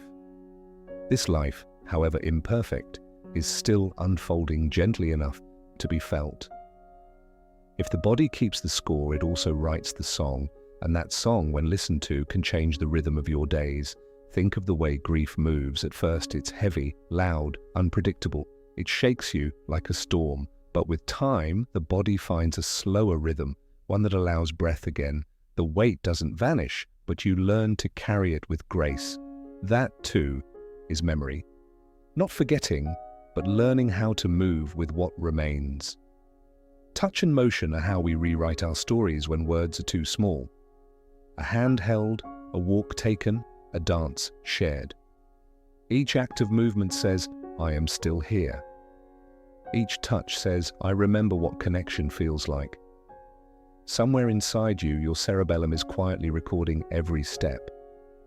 Your muscles are memorizing the way peace feels when you exhale deeply.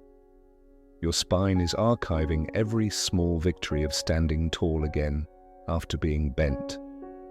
This is the body's wisdom, to hold not only survival, but grace.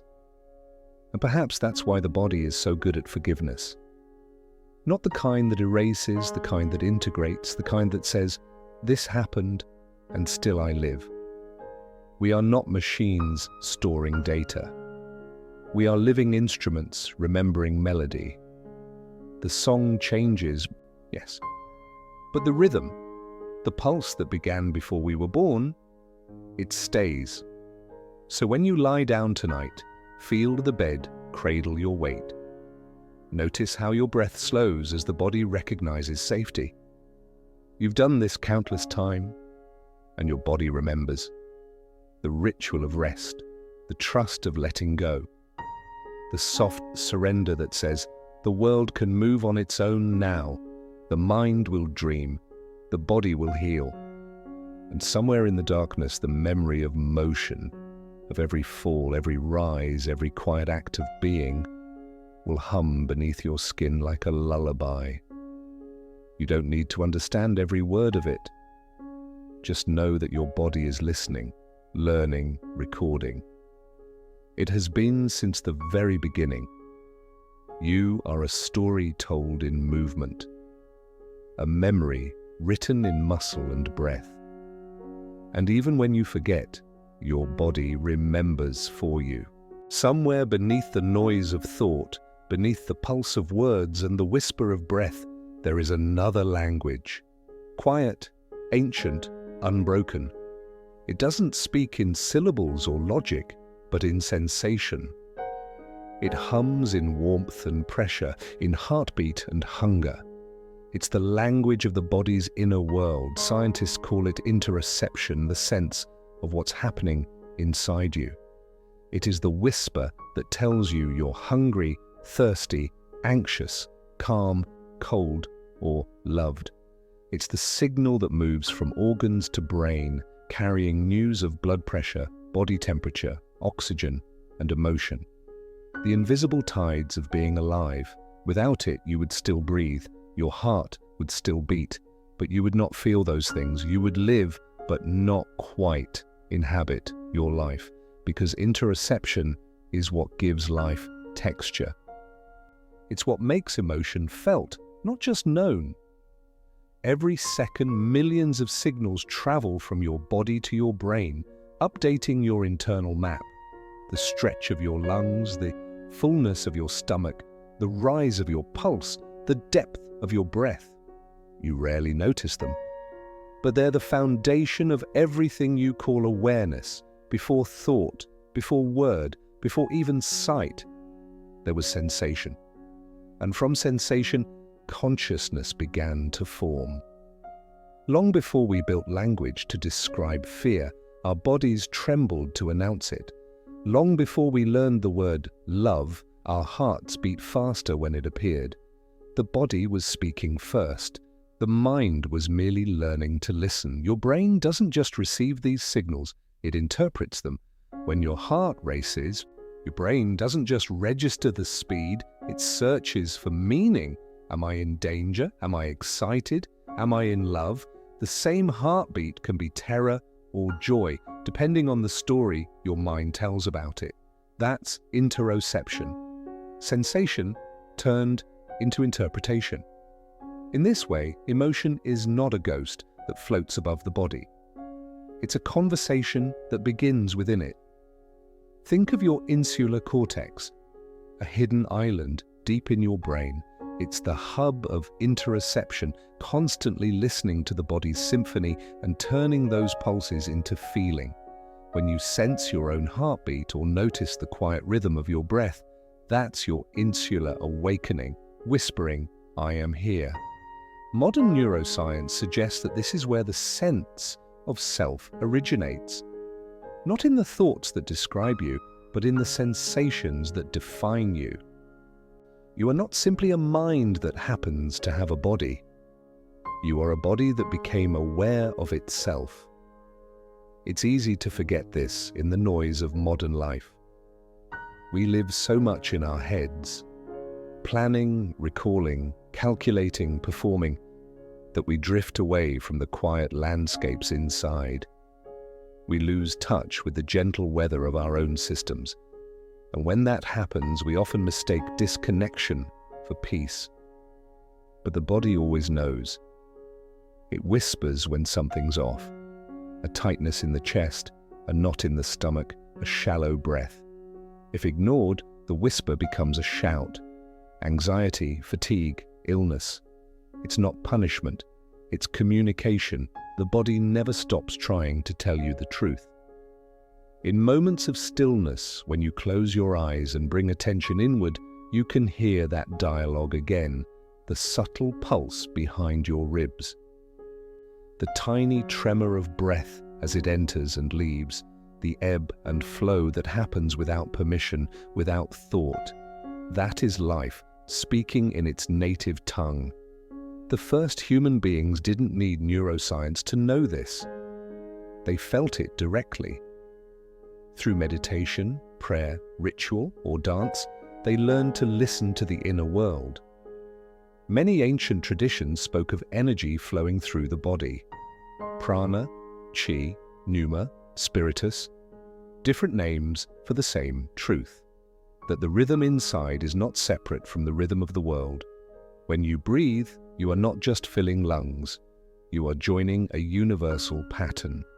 The inhale mirrors the tide, the exhale the retreat. The heart beats like a drum in sync with cosmic time. And somewhere in that pulse, awareness flickers into being. Breath, especially, is the bridge. It is the only process that is both automatic and voluntary, both unconscious and chosen. It connects the mind and body through rhythm. When you slow your breath, you slow your heart. When you deepen your breath, you deepen your calm. It's a dialogue between systems, a peace treaty signed in oxygen and carbon dioxide. Mindfulness begins here, not in silence or in detachment, but in the act of paying attention. Every inhale, a return. Every exhale, a release. The practice isn't about escaping the body, but coming home to it. In meditation studies, long-term practitioners often show increased activity in the insular and anterior cingulate, regions tied to interoception and empathy. In other words, the more you listen inward, the more you feel connected outward. It's as if the boundaries between self and world begin to soften, until the pulse of your heart feels like an echo of something vast. This is the quiet paradox of interoception. The deeper you go inside, the closer you come to everything, because when you feel your own body with full presence, you're not isolated, you're in communion with life itself. The same chemistry that moves through you moves through all living things. Your heartbeat is not just yours. It's a continuation of an unbroken rhythm, a biological inheritance passed down since the first creature felt movement inside itself. Some call this awareness embodied consciousness. Others call it being. Whatever the name, it's where calm is born. When you are in tune with your internal rhythms, you no longer fight the waves of feeling. You ride them. You recognize that emotion isn't an enemy, it's information. It tells you where you are. It tells you what matters. Fear says, protect me. Anger says, something is wrong. Joy says, stay here. Sadness says, let go. All of them are forms of interoceptive truth, signals translated through muscle, blood, and nerve. And yet, in our rush to think, to analyze, to solve, we often forget to feel. We treat the body as a vehicle for the mind instead of the home of it. We forget that calmness isn't found by controlling the world, but by listening to the one world we carry within. Your body is not a stranger to you. It has been with you through every storm. It has felt every joy, every ache, every quiet morning. It remembers the nights you survived when your mind thought you couldn't. It remembers the deep breaths that steadied you. It remembers you, even when you forget yourself. In psychology, this awareness, the ability to sense internal states, has been linked to emotional intelligence. People who are attuned to their inner sensations often manage stress better, recover faster, and feel a deeper sense of presence. It's not because they have fewer problems, it's because they notice the signals before the storm becomes a hurricane. They hear the whisper in the chest before it turns into a shout. They sense the imbalance early and return. You can cultivate this awareness gently. Right now, if you pause and listen, you might feel the faint pulse behind your wrist, or the slow expansion of your lungs, or the subtle hum beneath your sternum. That's your sixth sense, alive and speaking, not mystical, but profoundly real. It's your compass in the dark. It tells you when to rest, when to move, when to trust, when to breathe. It's the intuition behind every decision you've ever made, the gut feeling, the heart tug, the quiet yes that words could never explain. Interoception is intuition with a scientific name. It's your biology's way of guiding your philosophy. When you think of presence, true presence, what you're really describing is high interoceptive awareness, the ability to be in the moment because you are in your body. The past and future fade when you're listening deeply to your own pulse. This is what mindfulness masters meant when they said, know yourself. Not as a thought, but as a heartbeat. Not as an idea, but as a living rhythm. Inside you, right now, millions of cells are breathing, pulsing, communicating. Your stomach is digesting, your heart is timing, your skin is sensing. And all of it is orchestrated seamlessly without you needing to try. Awareness is simply the act of saying thank you to that miracle. When you listen to your body, you are listening to evolution itself. The wisdom of survival written in flesh and nerve. Your ancestors didn't just pass down DNA, they passed down reflexes, rhythms, and quiet ways of knowing. The same interoceptive systems that warned them of danger now help you sense anxiety. The same mechanisms that told them when to rest still whisper to you today. If you listen closely enough, the line between science and spirituality disappears.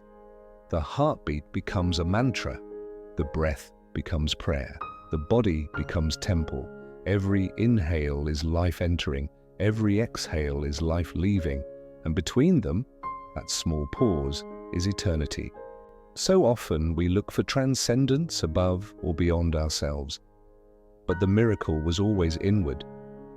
It was always in the pulse you can feel beneath your ribs, the warmth that never quite leaves your chest. That's the universe, folded into your form. A cosmos of chemistry, quietly existing in rhythm. If you place your hand on your heart right now and feel it beat, you are touching 13.8 billion years of continuity. From the first trembling cells in the ocean to this moment of breath and awareness, it's all one story told through sensation. The sixth sense, interoception, is how the universe remembers itself through you. And maybe that's why silence feels sacred. Because in silence, you can finally hear what's been there all along. The slow, steady, faithful hum of being. It doesn't demand attention. It doesn't ask for words. Just keeps going in the oldest rhythm in the world. When you lie down tonight and close your eyes, listen for it. That faint, steady drum, the rise and fall beneath your hands. That's you. Not your thoughts, not your fears, not your memories, just you. The living awareness of existing. If you follow it gently, you'll find that it's never really still. The heart sways like a pendulum, the breath like a tide. Every sensation, warmth, pressure, hunger, calm, is part of that inner ocean. And just like the sea, it never stops moving, never stops whispering, you are alive. In the end, this is what all the hidden senses have been trying to tell us. That being human is not about seeing more or hearing better. It's about feeling deeper. It's about remembering that life isn't happening to you, it's happening within you. Your body is not just a home for the mind, it is the mind, extended, embodied, breathing. Every nerve, every cell, every flicker of warmth is part of the same conversation, a dialogue between matter and meaning. So let yourself soften, let the world fade a little, let your awareness drift down past the noise of thought into the quiet gravity of breath. There's nothing to fix here, nothing to become, only this pulse, this warmth, this gentle motion of life. The sixth sense isn't magic, it's the miracle of noticing what's already happening, the miracle of being awake within yourself. So tonight, as you drift between waking and sleep, remember that your heart will keep time for you. Your lungs will sing their silent song. Your body will watch over you, faithfully, wordlessly. And somewhere beneath it all, the mind within, your quiet, steady, ancient sixth sense, will whisper what it has whispered since the very beginning. You are here. You are alive. And that is enough. If you were to listen closely, beneath thought, beneath breath, beneath the hum of the world, you would find a quiet symphony playing, always, endlessly. You've been hearing it all your life, though you might not have noticed. It doesn't need an audience. It doesn't need applause. It is simply the sound of being alive. Every heartbeat, every breath, every subtle shift of balance is part of its score. Your body, this soft constellation of cells and memory, is the orchestra. Your senses are the instruments, and consciousness is the music they create together. For a long time, we thought awareness lived only in the mind, that thinking made us real. But as we've wandered through these hidden senses, we've seen something gentler and far more astonishing. That feeling is what roots us to existence. That life isn't something we observe, it's something we inhabit. You began this journey before you had words, when your body first learned its shape, when your limbs flailed in the air like a tiny conductor, discovering the orchestra of motion. Even then, proprioception was teaching you. This is where I end. This is where the world begins. Then came touch, the first language, the oldest comfort. It told you what was safe, what was home, what love felt like in the currency of skin and warmth. As you grew, your balance found its rhythm. You stood, you walked, you fell, you rose again. Your inner ear whispered its lessons about gravity and grace, about how to trust the ground beneath you and how to lean without fear. Later, your body began to speak in subtler ways. A racing heart before danger, a quiet sigh when peace returned. You learned that emotions weren't storms in your head, but waves in your blood, vibrations moving through the nervous system, fear, joy, grief, calm. Each was a note in the inner music of being. And deep within, your heart and lungs began their duet, breathing and beating, rising and falling, keeping you tethered to the now.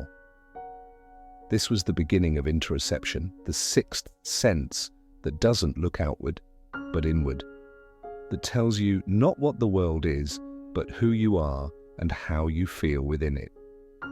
We've watched how these senses shape not just perception, but selfhood, how a brain that loses the map of its own body can lose the sense of I, how balance, touch and motion can blur the boundaries between self and world, and how, even in the silence of sleep, the body keeps remembering, holding you in its gentle rhythm.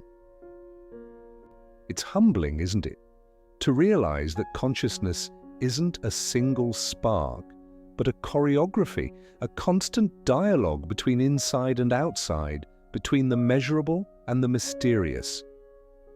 You don't have to do anything to join this dance. You're already part of it. Your body has been performing it since before you knew how to listen. Even now, as you sit or lie where you are, you're part of that quiet orchestra.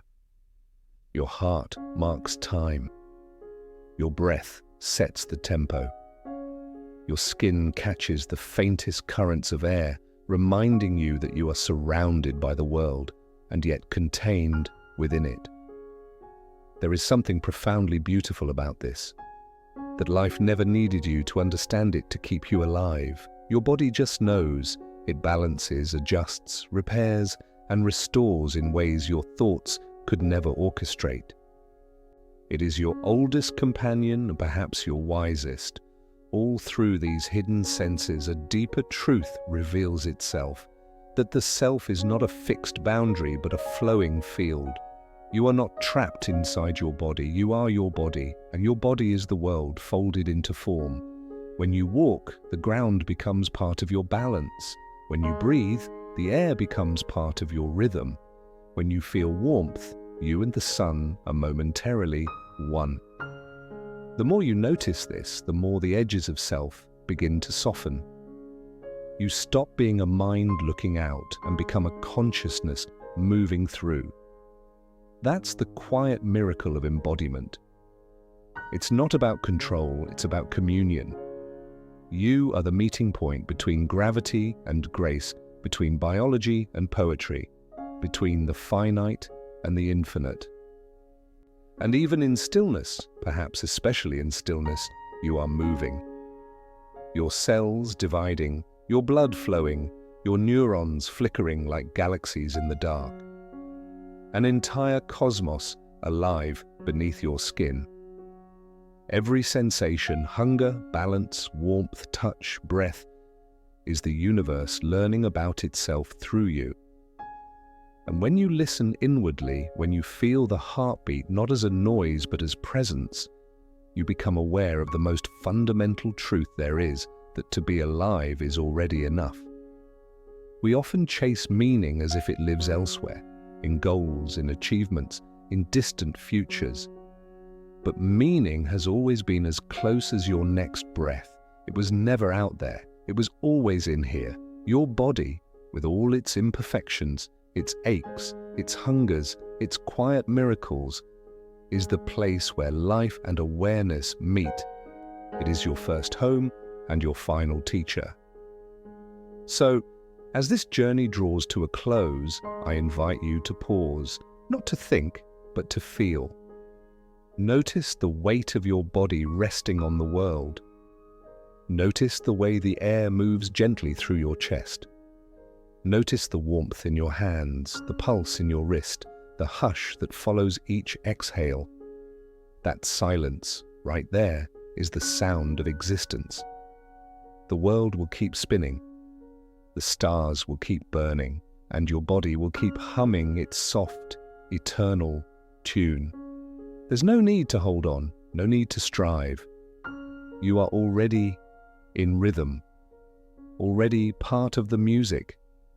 And maybe that's what peace really is, not the absence of noise, but the awareness of harmony when you finally see it, when you truly feel it, you realize there's nothing missing. There never was. You are a living symphony, every breath a verse, every heartbeat a drum, every sense a song. And when your eyes grow heavy and the boundaries of the world begin to blur, the music doesn't end, it only changes tempo. The body will rest, the mind will drift, and the orchestra will play on, softly, faithfully, keeping time beneath the stars, because the hidden senses never sleep. They keep you tethered, they keep you safe, they keep you here, in this quiet, miraculous now. And so as you close your eyes, let the final note linger, let your breath slow, let the heart find its gentle rhythm again. Somewhere between waking and dreaming, you will hear it. The soft pulse of life, the quiet hum of being. And if you listen closely enough, you might realize it was never outside you, it was never beyond you. It was always here, within you, singing softly, whispering the oldest truth in the universe. You are here. You are alive. And that is enough. End of epilogue. The quiet symphony, the hidden senses, and the miracle of being.